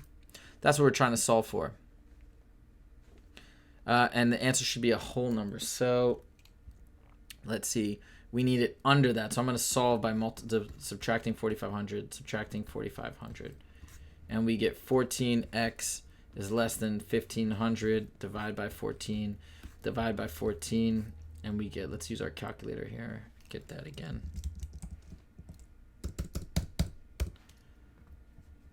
So what was it? 1,500 divided by 14.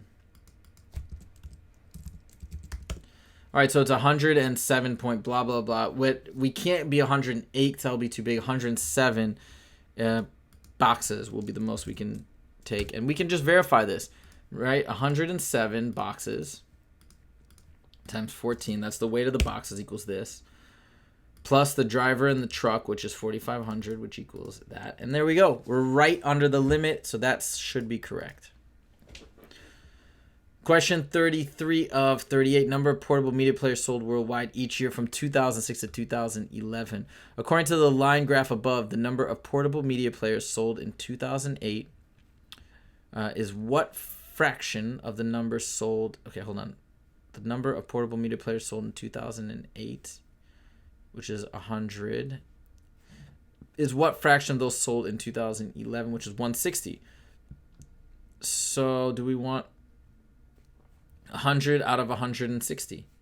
I think they want it as a fraction, so we need to do 100 out of 160. Whoops. That goes away, so it's 10 out of 16, which can be simplified into 5. Divide the top and bottom by 2, 5 out of 8. So I guess that's it. 5/8. I just feel weird about this for some reason, but I think that's all they're asking. Sometimes I feel like you just have that feeling sometimes where it seems a little too easy. But again, this is the free response early question, so they are meant to be easier. A local television station sells time slots for programs in 30-minute intervals. If the station operates 24 hours per day, every day of the week, what is the total number of 30-minute time slots the station can sell for Tuesday and Wednesday? So 30 minutes, and it operates 24 hours per day. So it's like a half an hour. So 24 hours a day, that means there's 48 in one day, right? There would be 24-hour slots, 48 half-hour slots, and for 2 days, it's double this. Should be 96 slots. I've somehow gone really fast because I can see that I only have 20 minutes left. I have an entire 20 minutes left, and I only have 4 problems left. A dairy farmer uses this silo in the shape of a right circular cylinder above. If the volume of the... So remember, volume of a cylinder, it's on the front. It's 2 pi r squared times h. That's it. It's basically the area of the circle. Not 2 pi r. I'm sorry. Pi r squared h. Excuse me. It's the area of this circle at the bottom times the height. That's it. So pi r squared h. At the volume of the silo, meaning we replace the volume with 72 pi, what is the diameter? So we need to solve for the diameter. And we know that the height is 8. So here we're going to solve for radius. And then eventually we need to double the radius to get the diameter. So I'm going to divide both sides by 8 pi. Divide both sides by 8 pi. This cancels out.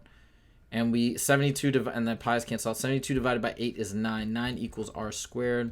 Therefore, r equals the square. We take the square root. Square root, r equals 3. Double that. Diameter equals 6. I think that's right. 36 of 38. So we have... For what value of x is the function h undefined? Well, this function is undefined. However, if we can get that denominator to go to 0. So this is actually a trickier problem than you might think. It's not where these little values go to 0. It's where this whole thing goes to 0. How do we find where x makes this whole thing go to 0? Just set it equal to x.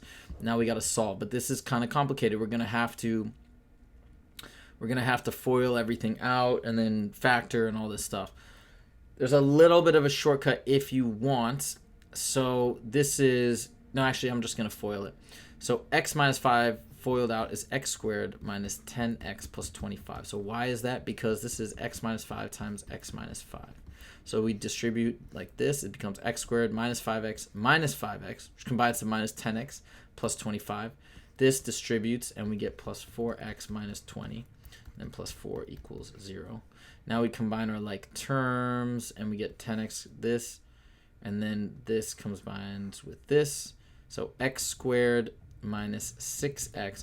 25 minus 20 is 5, plus 4 is 9, equals 0. And then we factor. X, 3, and 3. It's got to be this.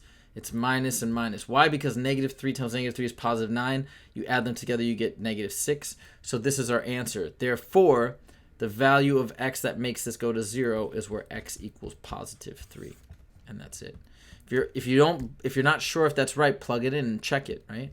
So if we have 3 minus 5 is negative 2. Negative 2 squared is 4. Plus 3 minus 5 is negative 2 times 4 is negative 8. And then plus 4 again. 4 minus 8 plus 4 is indeed 0. So it works. Okay, last two questions. Jessica opened a bank account that earns 2% interest compounded annually. Her initial deposit was $100, and she uses this, She uses the expression this to find the value of the account after T years. So account equals 100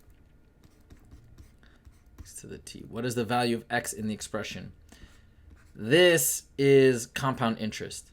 So therefore, X is going to be 1 plus the interest rate. And the interest rate is 2%, which means it's represented as 0.02. 1 plus 0.02 is 1.02. This is actually a reasonable formula to look at too. It's not going to be a ton of questions on it, but interest rate is compound interest. That's what goes in here. That's what's compounded by the time. So it's going to be 1.02. All right. And if you're not sure, you can test it out. It's like after 1 year, she should have $102 in the account. After 2 years, she should have 104.1 or something. It's like you can test that out as 1.02. If you're tempted to put 0.02 in there and you test it out, you'll see like that it's either 1.02 or 0.02, right? If you just put 2% in there, the 0.02 is going to be completely wrong. It's going to be shrinking, so that doesn't make any sense. So I definitely recommend testing that out if you're unsure. Then Jessica's friend Tyshawn found an account that earns 2.5% interest compounded annually. Tyshawn made an initial deposit, so his thing is A equals an initial deposit of $100, 1.025. At the same time, Jessica made $100 in her account. So hers 1.02 times T. After 10 years, how much more money will Tyshawn's have earned than Jessica's? Okay, well, this is just 10 and 10, right? We're talking about 10 years, 10 years. So, and then it says round your answer to the nearest cent. So let's calculate this. So this is 100 times 1.025 to the 10th power equals 128.008. 128.008. And then the other one is 100 times 1.02 to the 10th power. 121.899.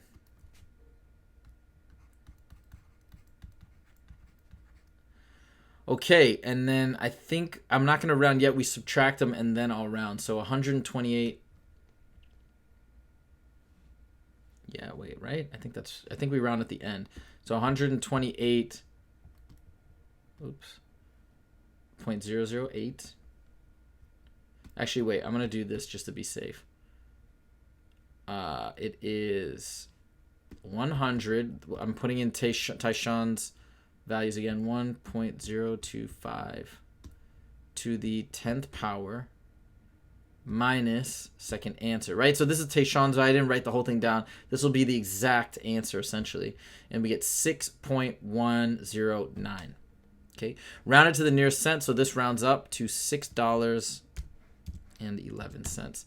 This should just ensure that there's no weird rounding errors. Like if we rounded the values first and then did the subtraction, I think we get a different answer because we get 128.01 and we get 121.90, right? And if we subtract it, we'd get 611. Wait, is that the same? No, we'd get the same. Okay. So in this case, it actually doesn't matter. Wouldn't have changed anything. But I feel good about $6.11. I feel good about these answers. We got 13 minutes left. I don't think I'm going to go back and check these. I feel good. Let's see if we got everything right. 13 minutes left to work. Oh, take me to my skip question. Whoops. Oh, there was a second part to this question. Which of the following air temperatures will the speed of sound wave be closest to 1,000 feet per second? Speed of a sound wave in air. Fourier shows a ratio between A, the speed of sound wave. Oh, whoops. Totally didn't answer this one. That's nice that it caught that for me. So speed of a sound wave will be closest to 1,000 feet per second. So I'm plugging in 1,000 for that equals 1,052 plus 1.08 t. Subtract 1,052, subtract 1,052, and we get negative 52 equals 1.08 t. Divide by 1.08, divide by 1.08, and we get negative 52. This answer is just going to be negative. I just took off the negative sign. Negative 48 degrees. Okay. All right, I think we got everything now. Yeah, right. Okay, let's see what we got. Sweet, let's review it. No! All right, there's a question that's wrong. What did I... This one was wrong? I clicked that, didn't I? Oh, no, that one's right. Where's the wrong question? Okay, let's see which one I got incorrect. That's weird. Hold on. Right? 14, 15, and 16. What? How did I get this wrong? I calculated the slope, right? Hold on. Wait, what was the slope here? Oh, that's why I made a mistake. Remember, when I did this one, I counted the slope of 1, 2, 3 over 1, 2, 3, 4. I didn't look at the x-axis. I didn't realize that this is units of 1. So it goes up by 3 over by 1, up by 3 over by 1, because that is the measurements here. That's tricky, and I totally missed that. So take that going forward. Make sure to look at the coordinates of the graph. That's my bad completely, and that's really sloppy work. So anyways, got that one wrong. All right, cool. Finish reviewing this test. So that one off accounts to a 790. All right, let me do a quick check here. I'm going to take a pause for a second. Not actually pause the live stream. Let's see how we're doing, if there's been any questions. Oh, yeah, the apps you said are only for iPhones. Okay, can you talk a bit about percentage? So I'm not sure these folks are still on here, but let's see. Okay. Yeah, I think sorry about these questions. I'm gonna answer all these questions in the comments below. So really sorry I didn't get a chance to do that yet. We're gonna keep it going. It looks like I still got some endurance, but this is tiring. So I think what I'm gonna shoot for is maybe we'll do one more test here, and then I'm going to. I think I might have to call it a night. All right, hold on 1 second, guys. I'm gonna step over here and charge my phone because it's dead. 1 second. Okay. I'm back.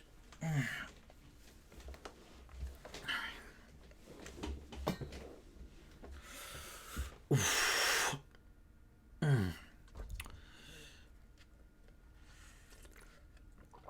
I mean, here's the deal. This is a day this is a pretty long day for me, so It's about 5:45 p.m. here. I've been up since 6:30. What time did I wake up today? I think I woke up at 6:30.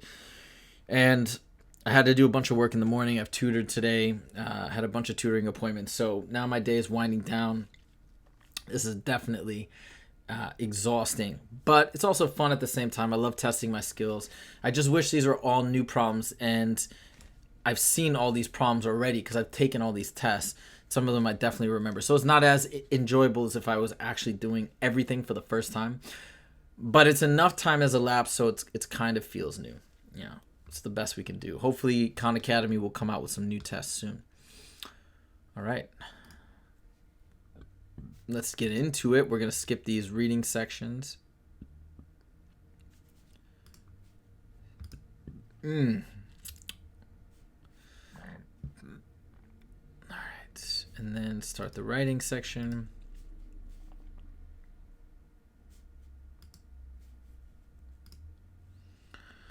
Okay, time for the math section. This is my favorite part. So this is the non-calculator or no calculator section. I don't even like to use a calculator, and this way they make sure that you don't need a calculator, which is great. All right, 20 questions, 25 minutes. One more sip of my coffee. Here we go. Boom, let's begin. If 5x plus 10 equals 6, 5x plus 6, equals 10, what is 10x plus 3? Well, let's actually, I don't even need to solve for x. I'm just going to solve for 10x. 5x equals 4 times 2, multiply the whole equation by 2. 10x equals 8. 10x plus 3 means 8 plus 3, which is 11. System of equations. Which of the following ordered pairs satisfies the system of equations above? You could plug and chug if you want, but much easier if you just solve the algebraic way. 3x, I think, anyways. Maybe not in this case, but I'm going to multiply the top and bottom by 2. This is still 2 times 0 is 0. Combine. Y's cancel out. 5x equals 10. X equals 2. X plus y equals 0. Therefore, we plug 2 in for x. 2 plus y equals 0. Y equals negative 2. So my solution is 2, negative 2.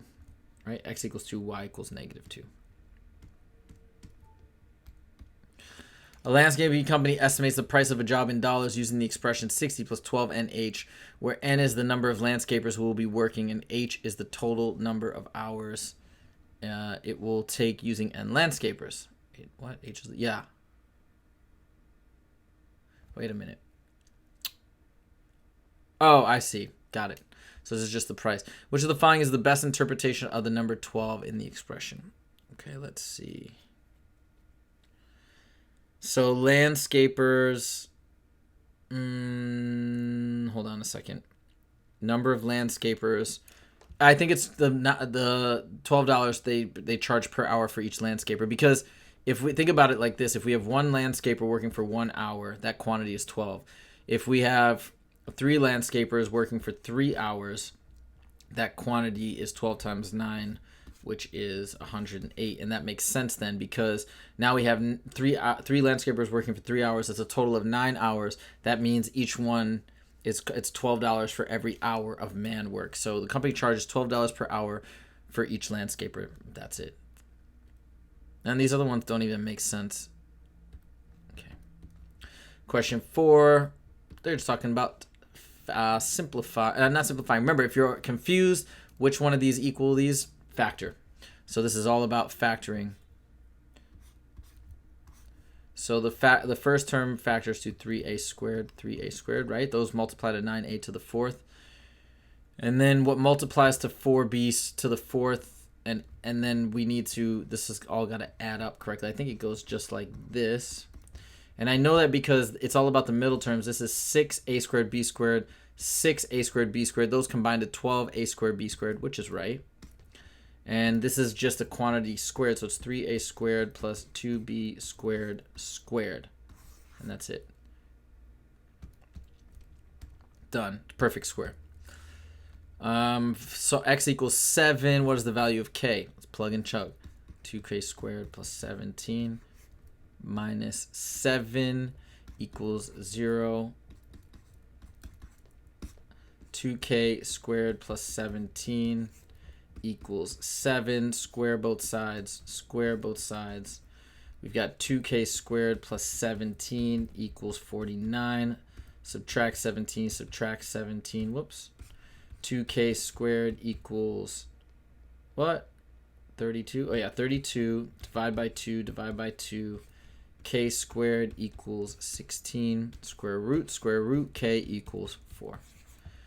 And that's it. You can plug in the value. 4 squared is 16 times 2 is 32 plus 17 is 49. Square root of 49 is 7. 7 minus 7 is 0. So that's how we check. Are these lines parallel? Well, if they're... Oh, no, they are parallel. What is the value of p? Well, this just means if they're parallel, it means the slopes are equal. So this is where you need to know how to calculate slope. It's y1 minus 2, y2 over x1 minus x2. So, oops. I'll stack these coordinates here. I always like to stack them vertically. And I'll stack these other ones like this. And we subtract down. 2 minus 0 is 2 over 0 minus negative 5, which is 5.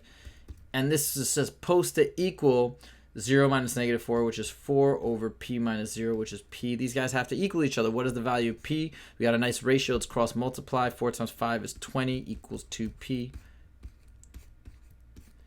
P equals 20 divided by 2, which is 10.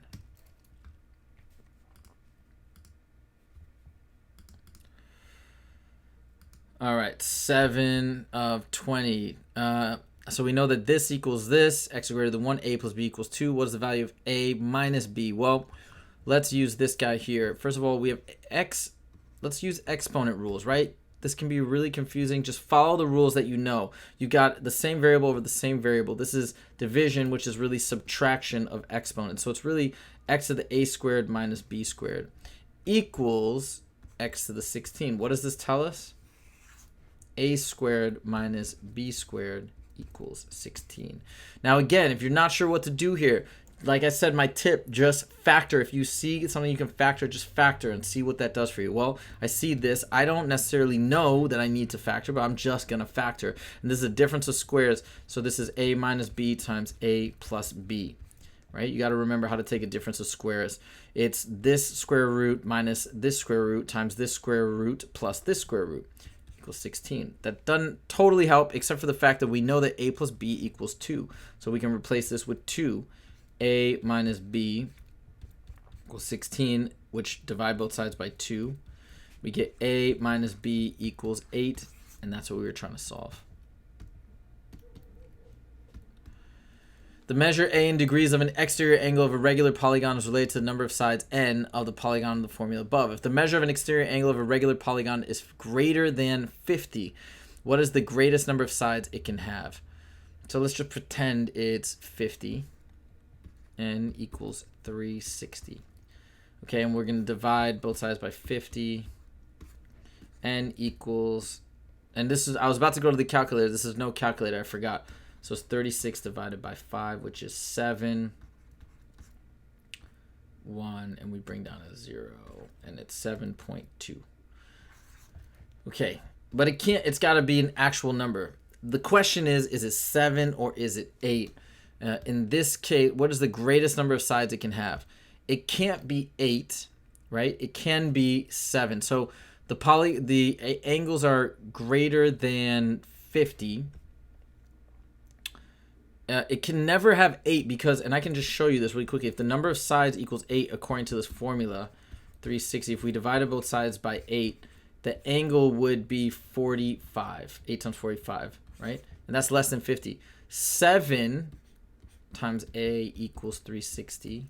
This would actually work because we would get 50 and 2.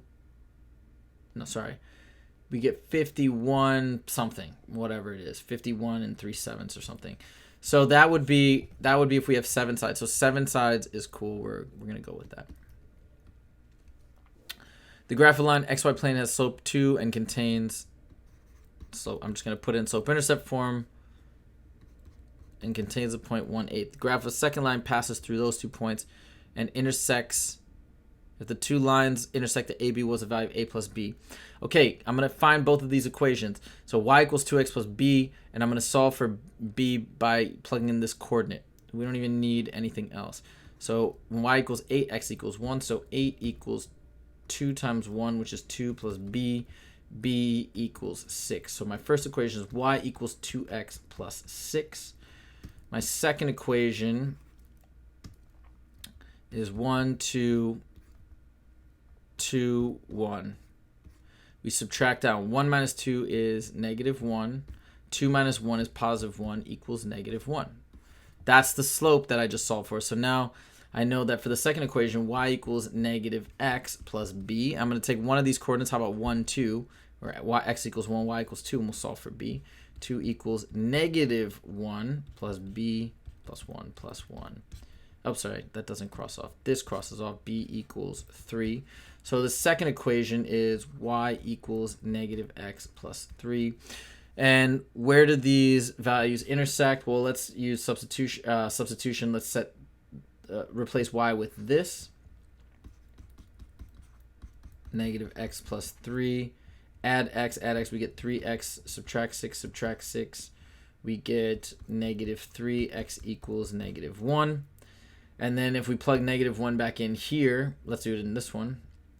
That's positive 1 plus 3y equals 4. So the solution is negative 1, 4. They want to know this plus this, negative 1 plus 4, and that's 3. Yikes, that was long. Okay, next one. Which of the following equations has a graph in the xy plane for which y is always greater than or equal to negative 1? Okay, let's see. Not this one, because this can, if x is 0, y will be negative 2. And same with this one. Same with... Wait. This one's always going to be positive. Technically, this is true. This one is definitely not, because this can go super negative. So this will always, the y will always be greater than or equal to negative 1. In fact, the y will always be greater than 0, because this will never go below 0. So I guess that's our best answer. Which of the following complex numbers is equivalent to this? Okay, you don't have to go through and check all of these. You just have to realize what are they done, and really what do you do with complex numbers? You just don't want an I in the denominator. So if you know that, because that's just a general rule we have in mathematics. How do you get rid of an I in the bottom?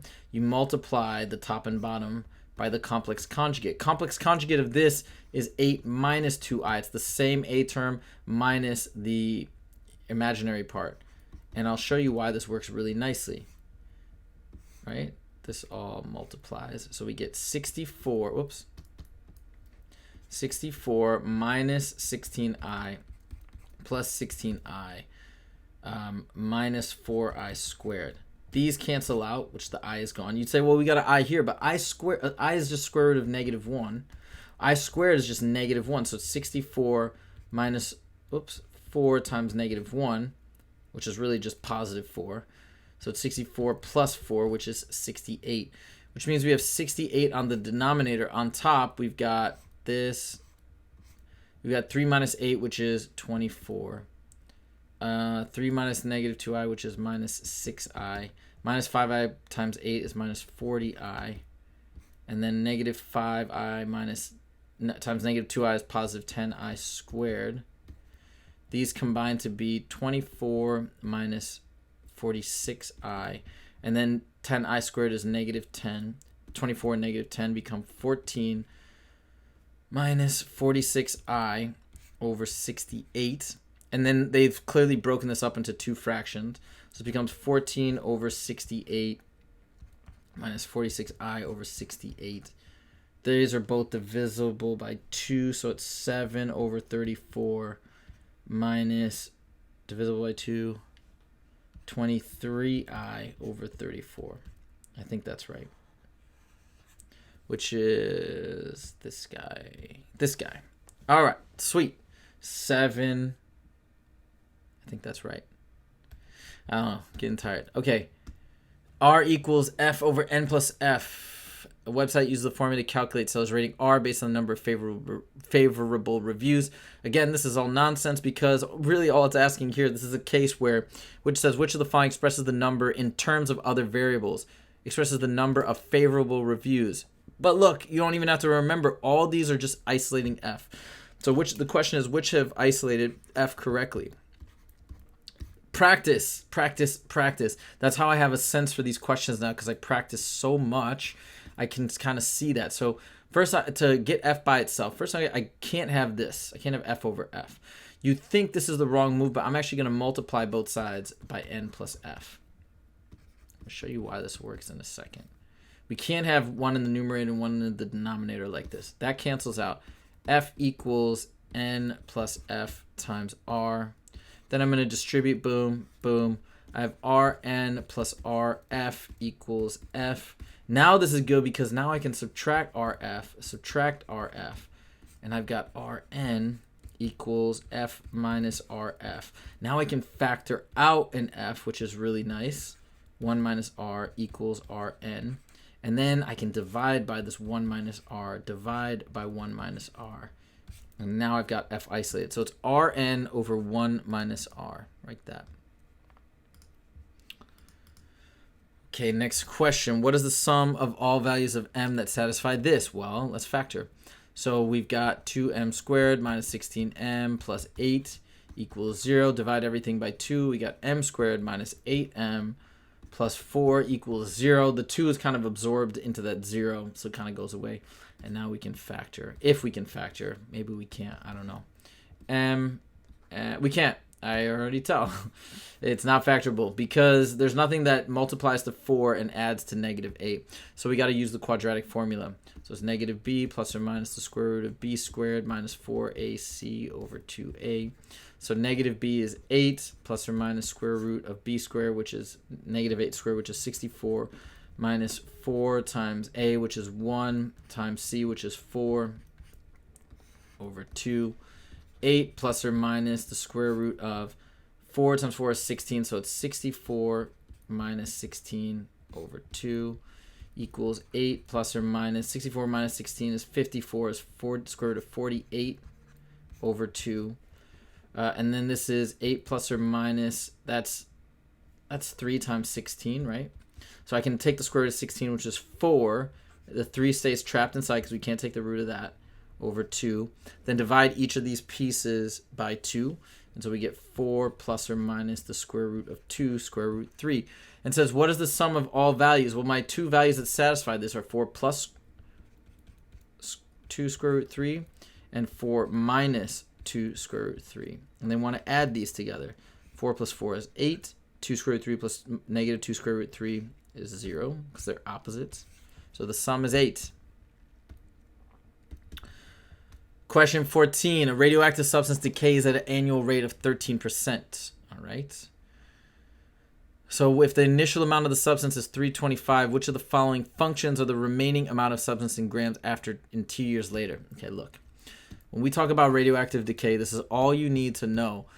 The value in here, again, just like compound interest, that's our percentage, right? When we talk about decay, excuse me, we're not talking about the amount that is decaying by that goes in here because that won't make any sense. 0.13 is what probably most people will choose. These are obviously absurd. But 0.13 is what people will choose. But this actually means it's decreasing by 87% every year because decay, this is the amount that is left. After 1 year, it's 13%. After 2 years, it's 13% of 13%. This one is 87%. That makes sense because when we take away 13%, we got 87% left, and that's why it should be 0.87. This is a really tricky, it's an easy yet very tricky problem. All right, this is equivalent to which of the following? So, let me see. How do we approach this? Like what I think they did is 5x. It's obviously not A, but what it looks like is they broke it up into two expressions. So I'm going to see this one. I'm not totally sure how to do this, and I know I remember this problem, but I can't exactly remember. Break it up into 5x over x plus 3 minus 2 over x plus 3. And I'm seeing all these have 5 in this first term. So, no, I think this is not the right way to approach it. I think I know what to do. So all of these have 5. So basically, hold on, 5x. I get it. Okay. So what we need to do is we need to say, all right, well, this is what I'm going to show you, okay? We need to get a place where we have just a 5 when we break it up, which means we'll need a 5 times x, or 5x plus 3 like this, and then whatever minus the other things. And I'm going to show you why. All right, so how can we have this still be equivalent to our original thing? Well, our original thing is 5x minus 2. But when we distribute this, we actually get 5x plus 15 minus 2. So that's not the same as what we originally started with, 5x minus 2. But we can make it that way by subtracting a 15 over here. Then these two 15s would basically cancel out. So if I want to write it in this way, if I subtract a 15 over here, it's equivalent to this. And now we can figure out a way to get that 5 isolated. So now we have 5 times x plus 3 minus 17 over x plus 3. Now we split it up into two fractions. 5 times x plus 3 over x plus 3 minus 17 over x plus 3. This cancels out, and this is what it's equivalent to. 5 minus 17 over x plus 3. If that didn't make sense, you can always try and turn each one of these back into this. Like, this is a number. These are probably going to be out. Not always, but in this case. And then that's kind of how you eliminate it. All right, 5 minutes left. I actually just looked at the time. I'm so behind, so I got to hustle. The sales manager of a company awarded a total of $3,000 in bonuses to the most productive salespeople. The bonuses are awarded in amounts of $250 or $750. If at least one $250 bonus and at least one $750, what is one possible number of bonuses that were $250 bonuses that were given? So at least one. So we got $1,000. So 2,000 remaining, and so we could say 8. Done. Okay, so 8 of those would be 2,000 plus that other 1,000 would make it 3,000. Next, let's go faster. We got 4 questions in 5 minutes, or not even. If C is true, what is the value of B if those are constants? So again, I'm going to FOIL everything and say 6x squared plus 10x plus 9x plus 15. Combine everything. 6x squared plus 19x plus 15 equals ax squared plus bx plus c. A is 6. B is 19. Done. B is 19.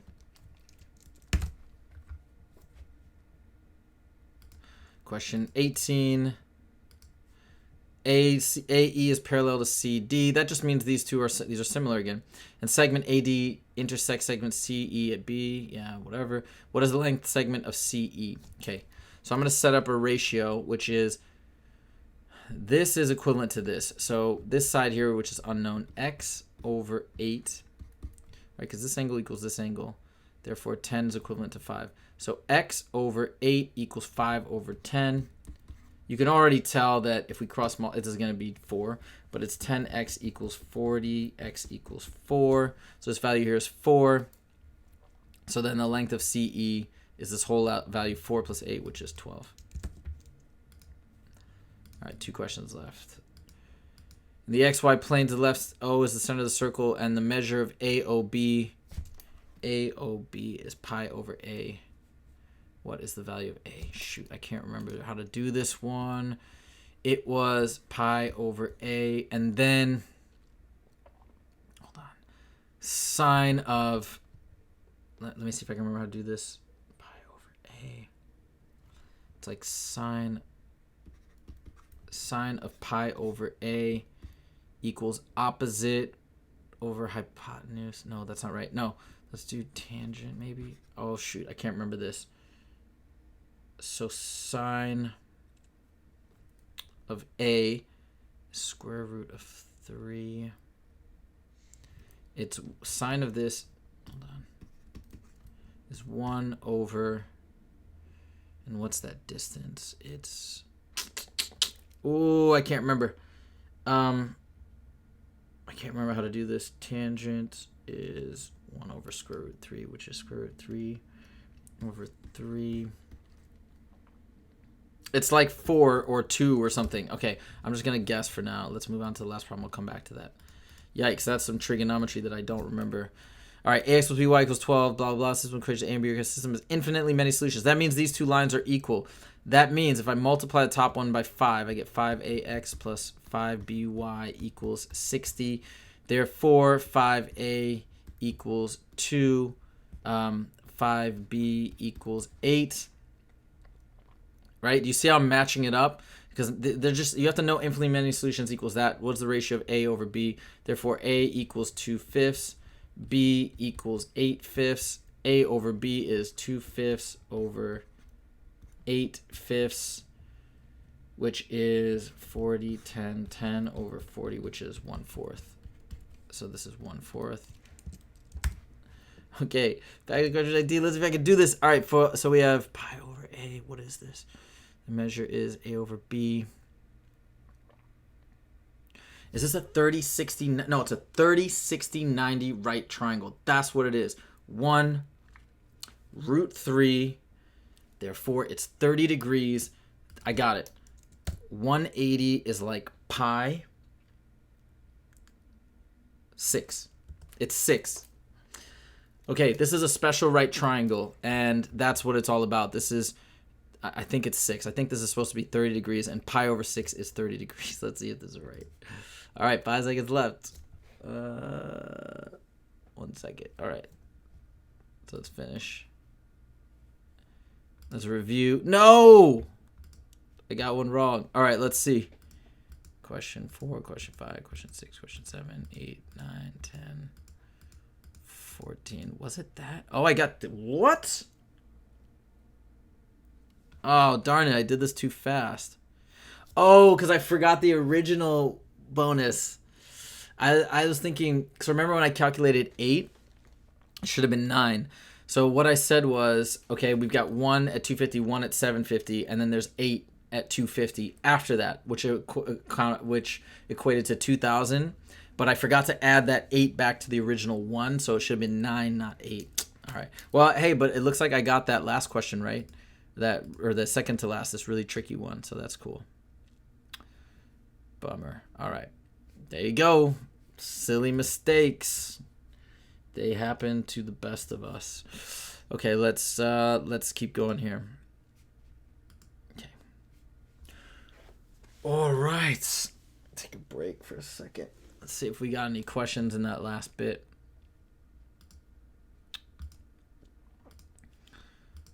All right, let's see what was going on. Hey, what's up?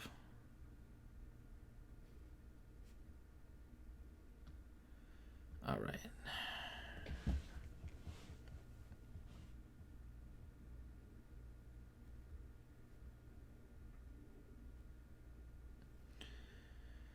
Okay. I just need to take a break for 1 second. Stretch.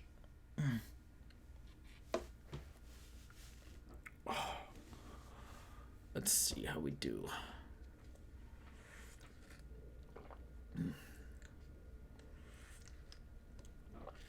All right. Let's see if we can knock this one out. I am very, very tired here. I can do it, though. I can do one more. I know it. All right. Let's pull it together. Whew. Math calculator section. Here we go. Ready, set, boom. Let's begin. Musician has a new song available for downloading. The musician earns 9 cents each time the song is downloaded and 0.002 cents each time it's streamed. Which of the following expression represents amount of dollars that he earns if the song is downloaded D times and streamed S times? So S times 0.002 plus D times 0.09. It's this. That's it. They match up. Quality control manager at a factory selects 7 light bulbs at random for inspection out of every 400 produced. At this rate, how many light bulbs will be inspected if the factory produces 20,000? This is inspected over amount produced. Now we need to know the amount inspected. If this is produced, cross multiply. We got a nice ratio. 400x equals 7 times 20,000 is 140,000, right? Yeah. Oh, that's 14,000. Whoops. Divide by 400. Divide by 400. Let's use a calculator. 140,123 divided by 20. Did I do that right? 20,000. No. Divided by 400 equals 350. I think that's right. Okay. If one end of a spring is attached to a ceiling, object mass kilograms attached to the other end of the string stretches to a length of L centimeters. What is M when L is 73? This is, forget all that. Just plug and chug here.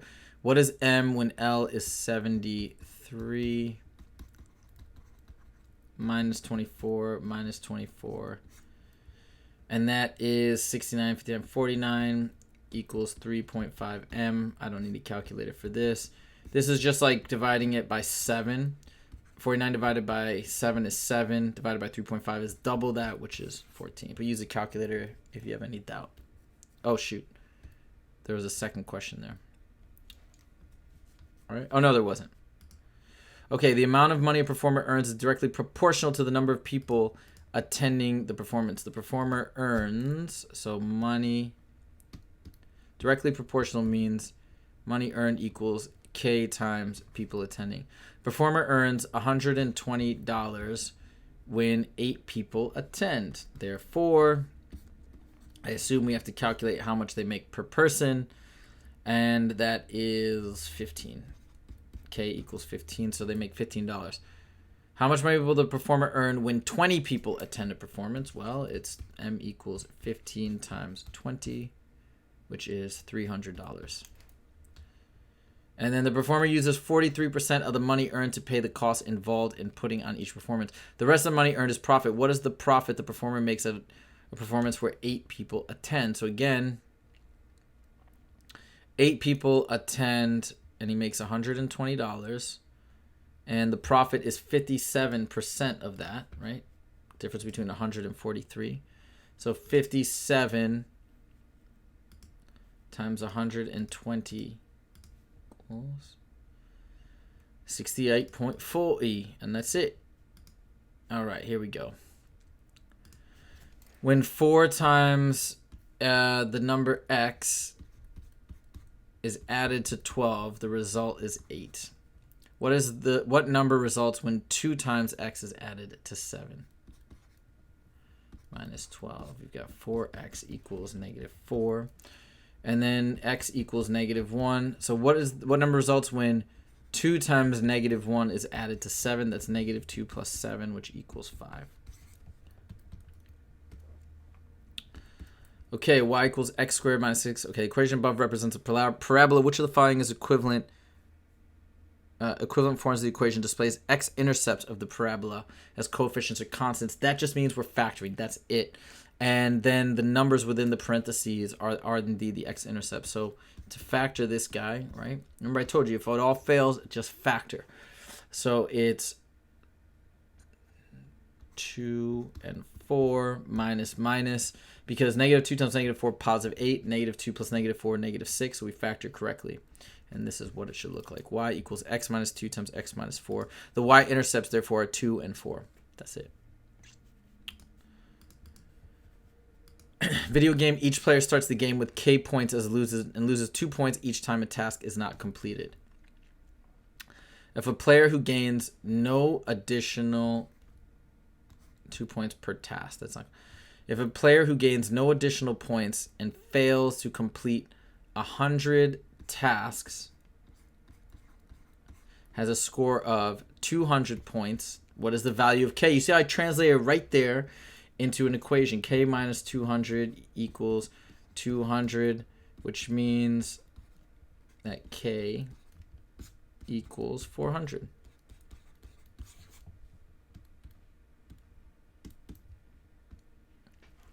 A worker uses a forklift to move boxes that weigh either 40 pounds or 65 pounds each. Let x be the number of 40 and y be the number of 65. The forklift can carry up to either 45 boxes or weigh 2,400 pounds. Weight of 2,400 pounds. Which of the following system of inequalities represents this relationship? Well, first of all, x plus y has to be less than or equal to 45. And that so it's got to be either A or B. C and D have it wrong. So right, we've already limited it down to A or B. And then let's see, 40x. Hold on. 40 pounds times x. It's A. Unless I'm missing something. See, this is again where it feels too easy, but it's 40 pounds times x, right? This is the weight of x boxes plus 65 times y. Has to be less than or equal to 2,400, and that's it. I think it's just A. I'm tripping because it feels too easy. So now let's do number 10. A function satisfies this and this. G function satisfies this and this. Those are the value of g, f of g of 3. This is called composite functions. So look, this is really way easier than you think, even though the notation's weird. We just work from the inside out. So first of all, what is g of 3? G of 3 is 2. So we'll replace this with 2. What is f of 2? F of 2 is 3. Therefore, it's 3. That's it. All right, next question.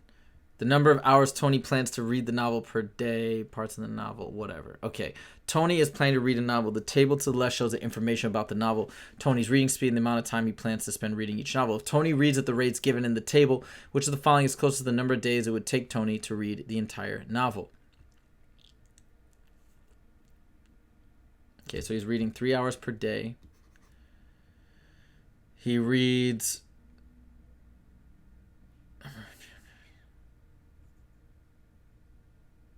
What? He reads 250 per minute. So times 60, 250 times 60 equals... So he reads 15,000 words per hour. 45,000 words per day. And that's it. And then we know the number of words in the novel. So it's just 349,168 divided by 45,000. We don't need a lot of these other things. So they're all red herrings. 349,168. 349,168. Because we just wanted to know the number of days.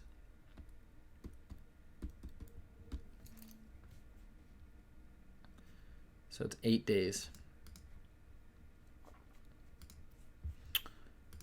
A lot of red herrings in that one. On January 1st, 2000, there were 175,000 tons of trash in a landfill that had a capacity of that. All right. Each year since then, the amount of trash in the landfill increased by 7,500 tons. So I'm just going to make a little equation. There was this much, and each year it increased by 7,500 tons per year, X or whatever. Well, let's say year. If y represents the time in years after January 1st, which of the following inequalities describes the set of years where the landfill is at or above capacity? So it's where this whole quantity is greater than or equal to. So 325,000 is less than or equal to this. If you're not sure, plug and chug some numbers and you'll see that this inequality works.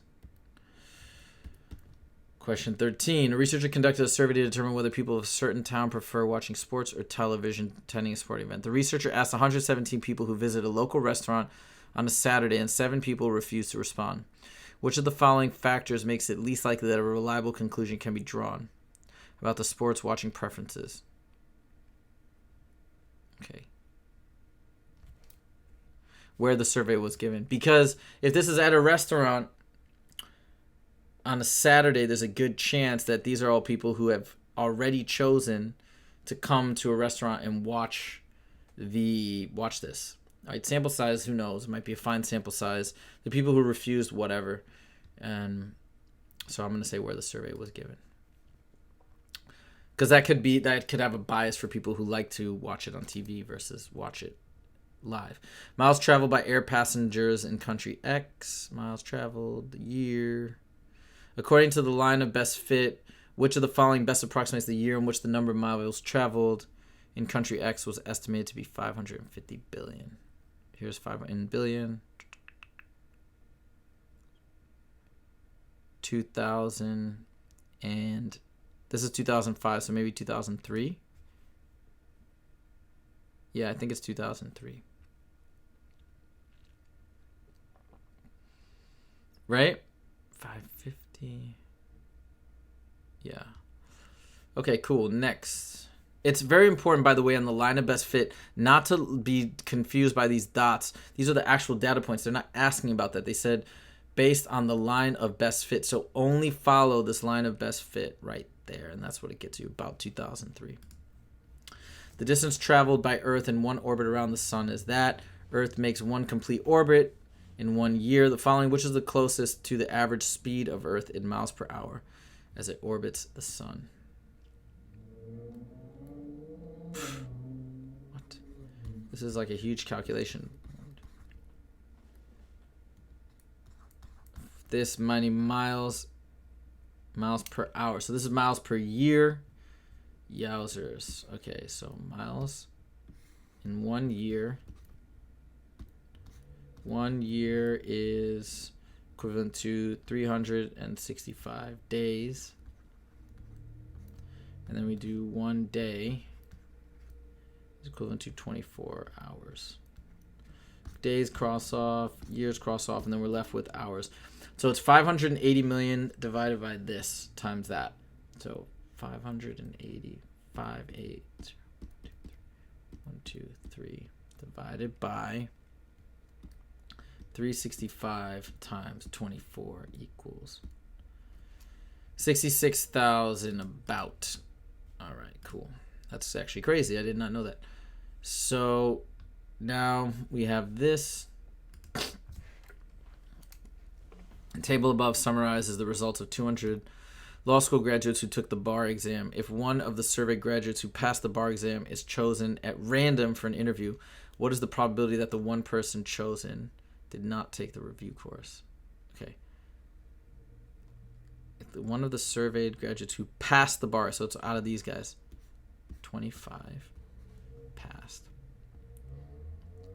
Probably the person chosen did not take the review course, 7 out of 25.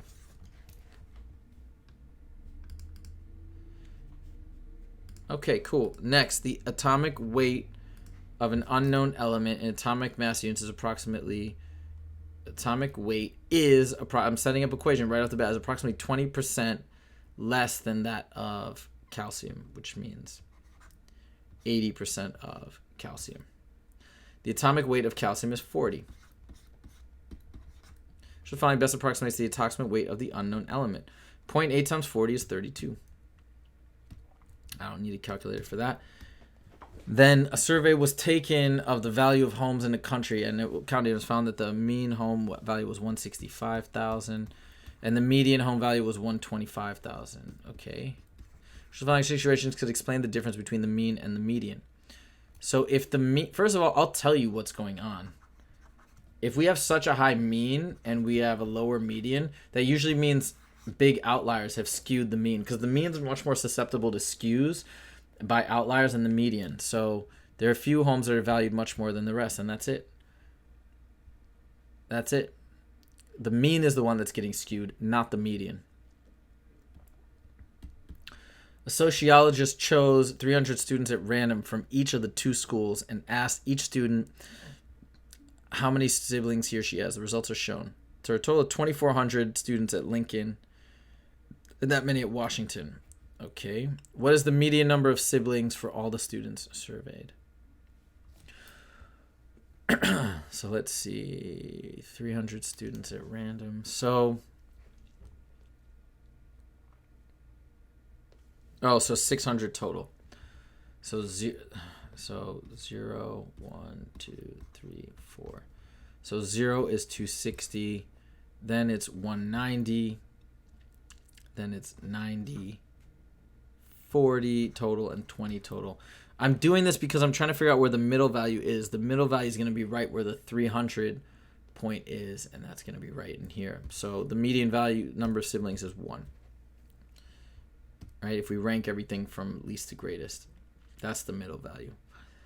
Then, based on the survey data, which of the following most accurately compares the expected total number of students with 4 siblings at the 2 schools? So 4 siblings at the 2 schools is 20. So 20 out of 300, 2 out of 30, equals X. Wait. No, hold on. The total number of students with 4 siblings is expected to be equal at the 2 schools. It's not.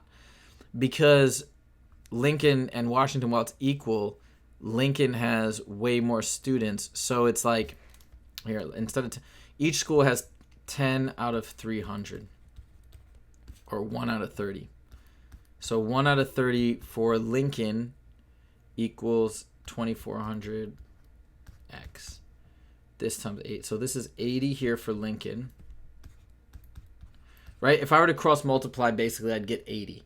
80 times 30 is 2,400. And then at Washington, it's the same thing. 1 over 30 equals X over 3,300. Cross multiply. This has to be 11. The only 11 times, no. Hold on. 30x equals 3,300. And then 3,300 divided by 30. 110, is it? 110.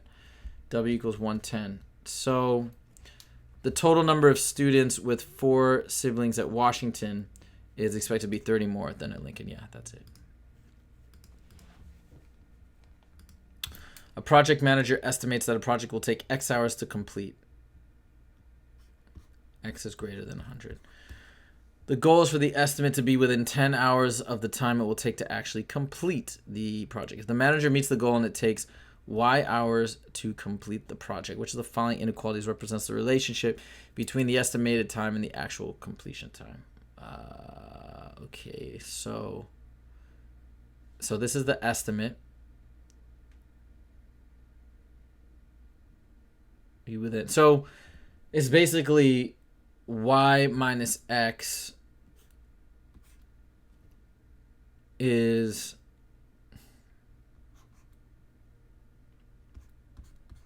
it's this, which is this. Basically, it can't be this. It can't be anything. It has to be this because let's just say that the goal. This is a red herring. Let's just say the estimate is 105. We want whatever Y is. Let's say Y could be 115. So we want it to be less than 10. Or it could be 95. Right? We want it to be within 10 hours. So 95, and then 95 minus 10 is negative 10. But we want it to be greater than negative 10. So negative 9, negative 8, negative 7. Here we want it to be 9, 8, 7. This works. Right? This tells us that we want it to be within 10 hours. It's the same as absolute value. That was kind of a hard question, actually, if you can be confusing. At a large distance r from a radio antenna, the intensity of the radio signal I, whatever, okay. Which of the following expresses the square of the distance? Look, you don't even need to know all this. You just need to know that they're isolating r squared. That's it. So how do we isolate r squared in all of this? So I'm going to multiply everything over, include just that whole denominator. So we got 4 pi r squared times I equals p. And then I'm dividing everything by 4 pi I. 4 pi I. That goes away, that goes away, and that goes away. And we have r squared equals this, pi over 4 pi I.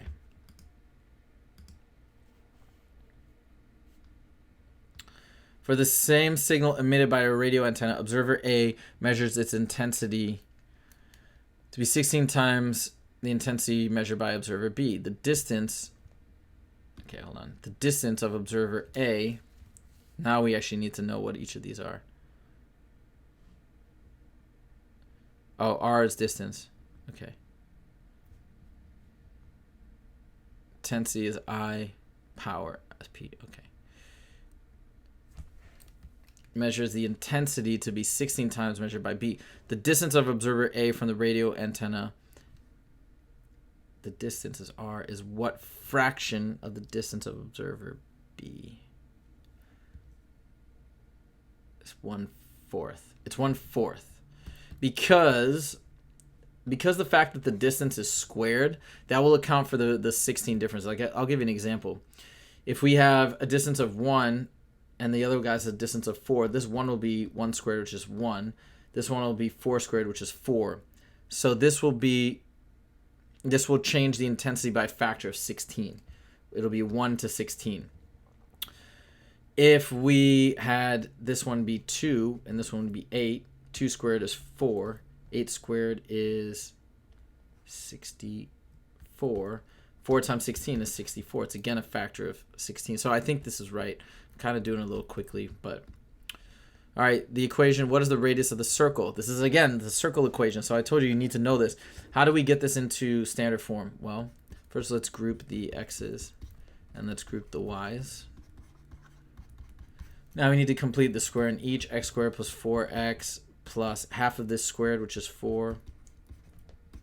Half of this squared, which is 1. Oops, that should be a y.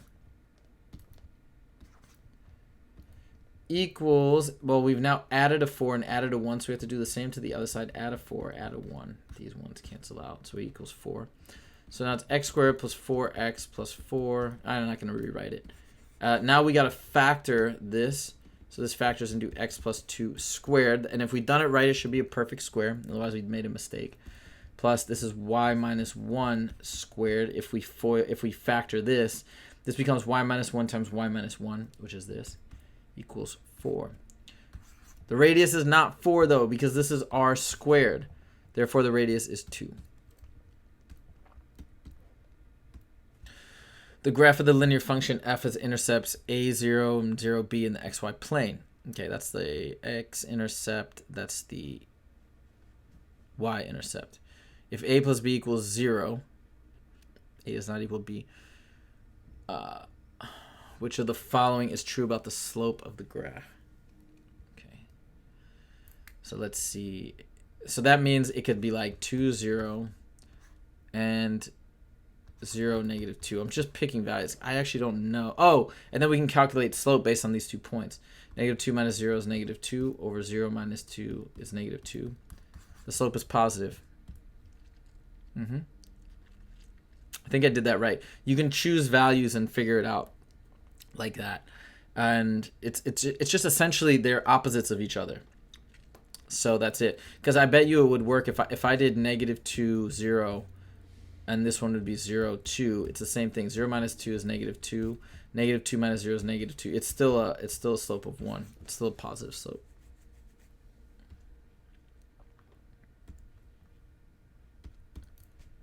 Okay. The complete graph of the function f is shown here, which the following are equal to 1. F of negative 4. We're just looking at the y value for these specific x coordinates. F of negative 4, yes, that's 1. F of 3 over 2. Here's 3 over 2. Yes, that's also 1. F of 3, yeah, it's also 1. They're all equal to 1. Right? Yeah, they are. Okay. 2 samples of water. All right, so these are going to be the hardest problems that we're coming up to. 2 samples of water of equal mass are heated to 60 degrees. Okay. 1 sample is poured into an insulated container. The other sample is poured into non-insulated. The samples are then left for 70 minutes to cool.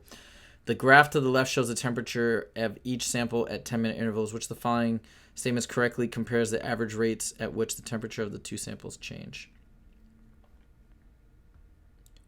Every 10-minute interval, the magnitude of the rate of change of temperature of the insulated sample is greater. No. The magnitude of change is greater for the non-insulated. Because they're just talking about the jump. Look, and not at every interval. Look, from this interval to this interval, this goes down by way, it drops way less than this. Eventually, maybe the drops are bigger, but not at every. In every 10-minute interval, the magnitude of the rate of change of temperature, the non-insulated, is greater than the insulated. Well, here it is. Here it is. Here it is. But then here it's less. You see? Now this is a greater vertical drop than here, so it's not at every. In the intervals from 0 to 10 and 10 to 20, the rates of temperature of insulated 0 to 10 insulated are of greater magnitude. No, it's the reverse.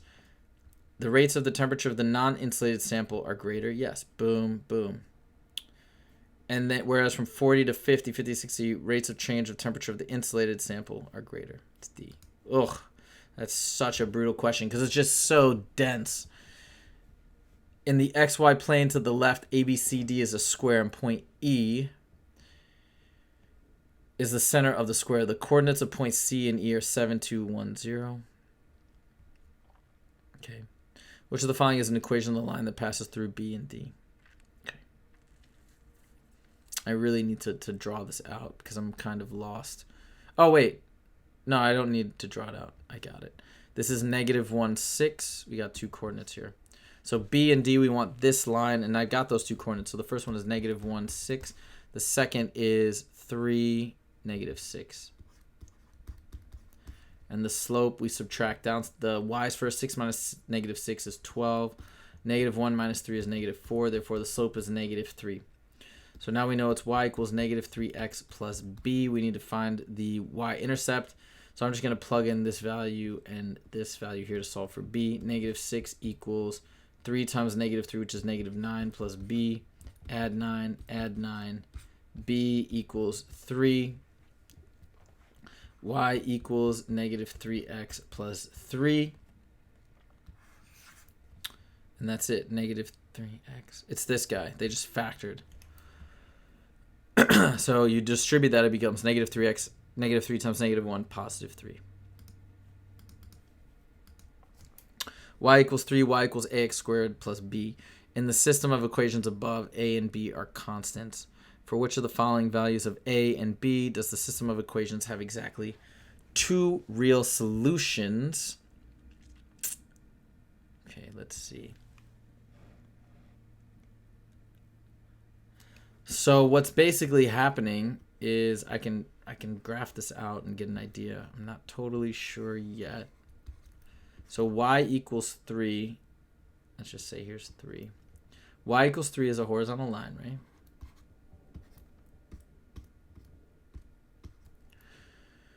And then a equals negative 2.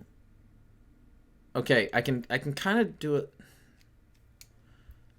So if b equals 2, that means the parabola is going to have a vertex here. And b equals 2, if it's negative 2, that means it's flipped down. Okay, so that's a. This has no solutions, so a is out. A is negative 2, B is 4. Let me move this down here.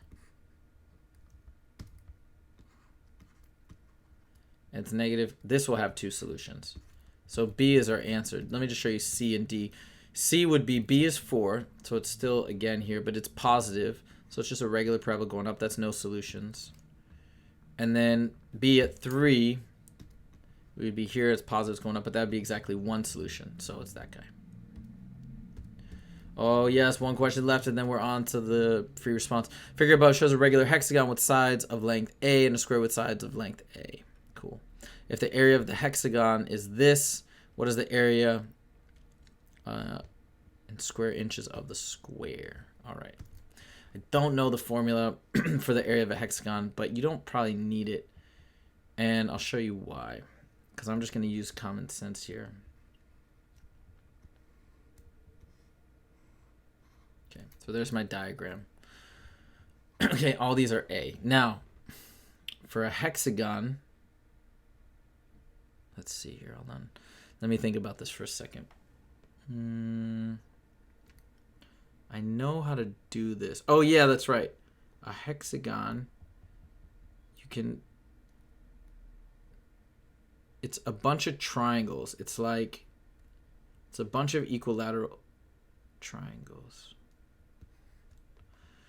So that's what a hexagon is. It's like 6 equilateral triangles. And all these equilateral triangles have side length A. Wait, is this the fastest way to do it? I think this is the best way to do it.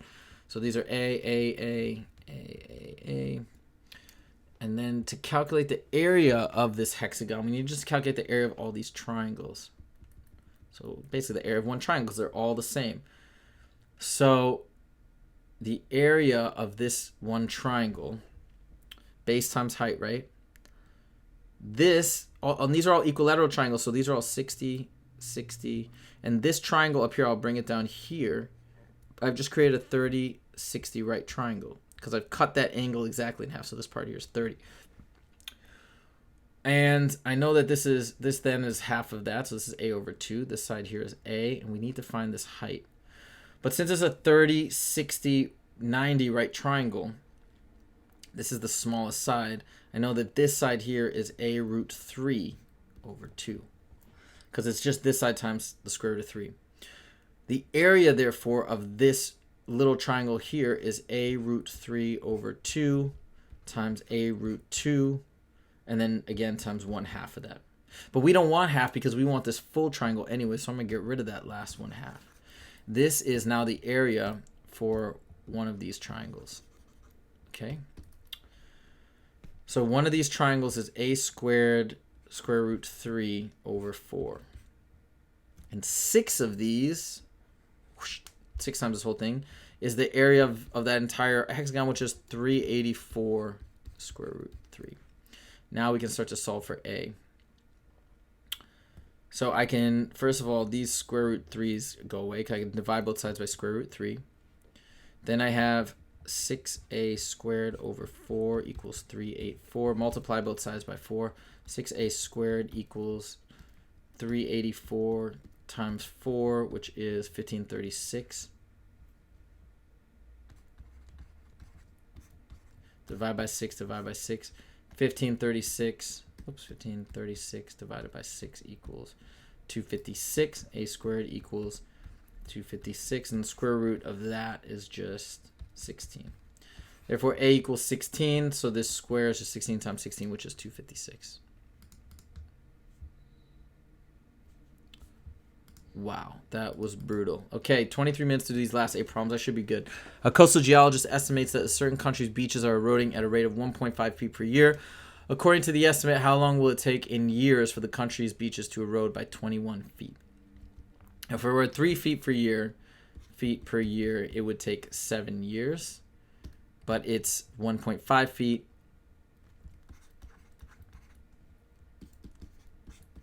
So it's double that. Half the rate, double the years.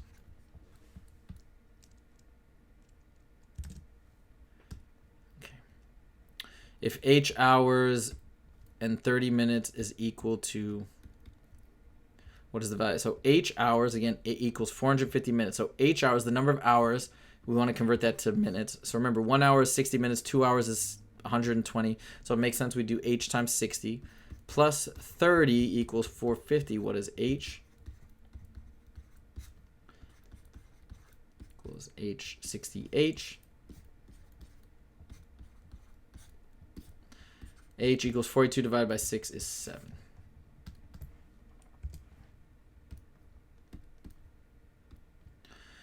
XY plane, the point 3, 6 lies on the graph of the function blah blah blah. What is the value of b? So all we're doing here is we're plugging this point into this function. Minus bx plus 12. Oops. So 6 goes here. 3 goes in for the x here and here. So we got 6 equals 3 times 3 squared minus b times 3 plus 12. These guys are equal. Now we just solve for b. 6 equals 3 squared is 9 times 3 is 27 minus 3b. I can just switch that. That doesn't matter. Plus 12. 27 and 12 is 39. Remember, they're both positive. They don't subtract. That applies to the 3b. Equals 6. Subtract 39. Subtract 39. We get negative 33 equals negative 3b. Whoops. And then you divide both sides by negative 3, and b equals 11.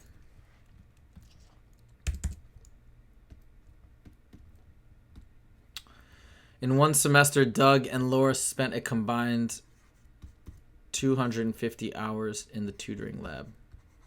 So his hours plus her hours 250. If Doug spent 40 more hours in the lab than Laura did, So whatever she spent, he did 40 more. How many hours did Laura spend in the lab? System of equations. We're solving for L. Since we know D equals L plus 40, plug this into here. So L plus 40 plus L equals 250.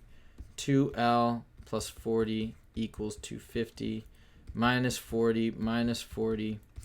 2L equals 210. L equals 105. That's it.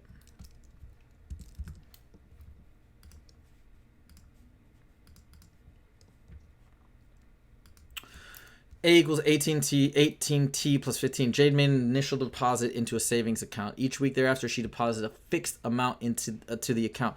The equation above models the amount A in dollars that Jane has deposited after T weeks. Wait. Got it. Okay. According to the model, how many dollars was Jane's initial deposit? Got it. So initial deposit meaning when T equals 0, because each week thereafter, so it's like 1 week after, 2 weeks after. You're just interpreting the equation. Well, the initial deposit when T equals 0, A would equal 15. So that's the money we start with, and then she's depositing $18 every week. Just interpreting an equation. In the figure above, point O is the center of the circle. Line segments LM and MN are tangent to the circle at points L and N respectively, and the segments intersect at point M as shown. If the circumference of the circle is 96, okay, remember, so I'm going to start with 2 pi r, this is at the beginning, equals 96.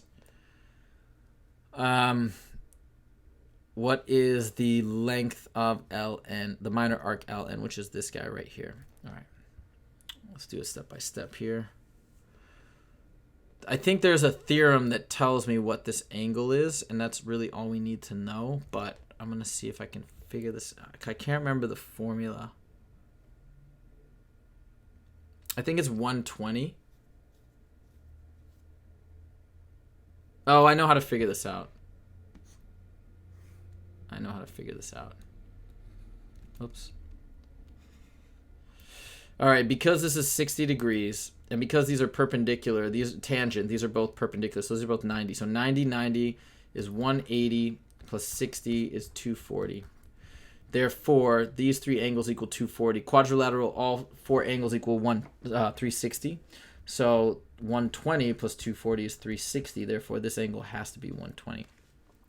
And now we use our formula for the minor arc, which is basically the angle over 360 times the circumference, which in this case is 96. And our angle is 120 over 360 times 96. And this is just 1/3, right? So this is really 1/3 of 96, which is 32. 32 is 1/3 of 96. So I think that's right. Last 2 questions. Botanist is cultivating a rare species of plant in a controlled environment and currently has 3,000 of these plants. The population of this species that the botanist expects to grow next year can be estimated by the number of plants this year by the equation below. Okay, so next year you can predict based on these values. The constant K in the formula is the number of plants the environment is able to support, like total. Okay. According to the formula, what will be the number of plants 2 years from now if K equals 4,000? Okay. So we'll say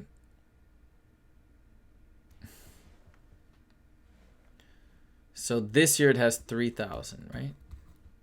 So N equals 3,000 plus 0.2 times 3,000 times 1 minus 3,000 over 4. I'm plugging and chugging everything as they've said it, right? Current this year right now, they're saying is 3,000. So this is the next year. So it's 3,000 plus 0.2 times 3,000, I think is 600 times 1 this is just 3/4, right? 1 minus 3/4 is 1/4. 1/4 of 600 is 150. This is 3150. So next year is 3150. So then we need to calculate 2 years. So now we need to complete the next year. So this is like a recursive formula. Now we get 3,150 plus 0.2 times 3,150 times 1 minus 3,150 over 4,000. Let me just make sure I read that right. Yeah, 2 years from now. Here's where we're going to really use our calculators, I think. 3,150 plus 2 times that is 630. It'd be 6,300, but 0.2 we remove 1 0. 1 minus 315 over 400, which that is 400 over 400 minus that is 85 over 400.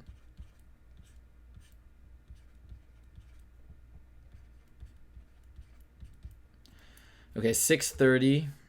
Okay, 85 over 400.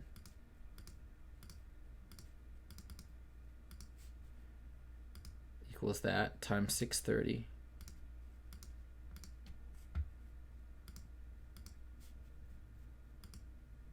Plus 3,150. Let's see. Round your answer to the nearest whole number. So 3,284. Right, I'm rounding up to 3,284. I think that's right. I don't know. Okay, and then the botanist would like to increase the number of plants that the environment can support so that the population of the species will increase more rapidly. Okay, if the botanist's goal is that the number of plants will increase from 3,000 this year to how many plants must the modified environment support? Basically, what he's trying to do, what they're trying to do here is they're saying, well, if we want the next year to be 3,360, and remember the number of plants it can support is the K value. Everything stays the same, except now we're solving for K. 1 minus 3,000, over K. And then we got to solve this. So this is kind of a little bit more brutal here. Let's get rid of all this stuff. Okay, that's plenty of room. So now we have let's undo this. 3,360 equals 3,000 plus 600 times 1 minus 3,000 over K. Subtract 3,000 from both sides, and we get 360 equals 600, 1 minus 3,000 K. Divide by 600, divide by 600. 36 over 60 equals 1 minus 3,000 K. Subtract 1, subtract 1. This will be negative 24 over 60. Again, like you can use a calculator. I'm just doing this in my head. Negative 24 over 60 equals negative 3,000 over K. And then you could cross multiply if you want. So then it's the negatives on both sides cancel out, so it doesn't matter. 60 times 3,000 equals 180,000 equals 24K. And now I'm going to use a calculator. Divide both sides by 24. 180,000 divided by 24. 180,000 divided by 24 equals 7,500. Okay. I think that's right. I don't know. That seems weird. So we're doubling 7,500. I mean, just think about that. So that goes from 0.25 to basically a half. A half is... Actually, I think that makes sense.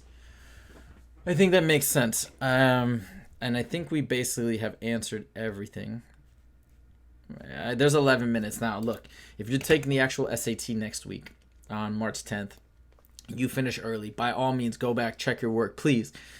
I'm not going to do that because this is for explanation purposes. And even if I've got some wrong like I did in the last ones, I'll just go back and we can review. And it's actually better, I think, if we do that for your benefit together. But by all means, check. And without further ado, let's see how we did here. Let's check if there's any wrong ones. Come on.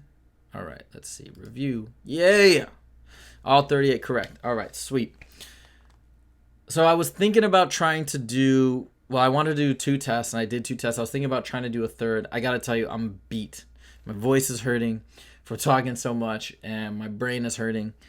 I think I'm going to have to call it here. I'm going to quickly see if we got any outstanding questions that I can answer over here. Any tips for 1250? Okay, so let me respond to you guys. Hopefully you guys are still watching Ishan and Hasher. So if we say any tips for a 1250, I mean, this whole thing is all about tips. When the live stream is over, I want you to go back and watch the presentation of everything I gave you. The number 1 tip, which is something that I didn't include, but it's kind of something that you should all know. Practice, practice, practice. Do what I'm doing. Take practice SATs. Take as many as you can. If you got a full week to prepare, take 1 full test every single day from now until Thursday. I'm going to be doing another live stream next week on either Thursday or Friday to tell you what you should be doing the Friday before. You shouldn't be studying or cramming too much. That's really your day to cool down if you've done your preparation correctly. But practice. Otherwise, take the 5 tips that I gave you today and put them in practice, especially when you're taking all these practice tests. There's tons of material for you to watch. I've created a lot of material. There's material on Khan Academy. There's other websites and resources that you can check out. So I would absolutely do as much of that as possible. If you're talking about a 1250, I mean, that's such a personal, individualized question. It depends where you are now. It depends what your math section is, where you think you can get your math section. If you have a week to go and you're taking it next week, I would keep practicing verbal, but your opportunity for a bigger jump is going to probably lie in the math section. So I would still stay sharp on verbal, still do a couple practice sections each night to keep fluid on it. But as far as math, those are things you could actually still make some pretty big jumps depending on the amount of time you can allot to preparation. And is it hard to get a 650 on math? It's such a relative question. Totally depends on your level and what you know now, how much time you have to prepare, etc. How comfortable you feel with the math. I mean, I can't answer that. It's so personalized. Do I think that if you have a reasonable comfort with math, reasonable, not even amazing, but a reasonable comfort with math, that a 650 is in reach? Sure, absolutely. It just depends on the number of hours you put in, how efficiently you're studying, how careful you are when you're doing your practice problems. Not only are you just doing practice problems, but you're checking over questions that you got wrong. Why did you get wrong? Can I understand them? If I can't understand them, are you seeking the help of a tutor? Are you searching for explanations online? So how proactive and how methodical are you being in your preparation? Those are all key factors. I hope this was helpful, guys. Again, if you want more SAT stuff, more content on math, please subscribe. Definitely like this video. That would help the channel immensely. Every like and every subscription, huge. And let me know what else you want to see. Let me know what other information you want, what other practice problems you want me to do. Hasher, you said, is practice test 5 through 8 accurate compared to the first 4? Yeah, they're all, I mean, here's the thing. These are all tests that have been created with the College Board's approval. So you can be pretty rest assured that these tests on Khan Academy, whether it's 5 through 8, 1 through 4, that they are solid tests. They've been, even if my understanding is the College Board hasn't necessarily created all of them, but Khan Academy, while they've created them, they've been in coordination with the College Board at a minimum. At least that's what I was told at the NCTM conference last year by a representative from the College Board. So these are all good tests. I would get familiar with every single one you can take up until from now until next Saturday. So I hope that answers your question. All right, guys. That's it for me. Hopefully, or not hopefully, but hopefully my voice still stays intact for tomorrow. I got a full day of teaching. I got some other things that I have to work on, but yeah, you could probably hear that it's starting to go. I'm going to sign off. Have a great rest of your Saturday. Please shoot me any questions. You can comment on the video below, and I'll do my best to answer in a very prompt fashion. Thank you guys so much for joining, and I'll see you guys next time. Take it easy.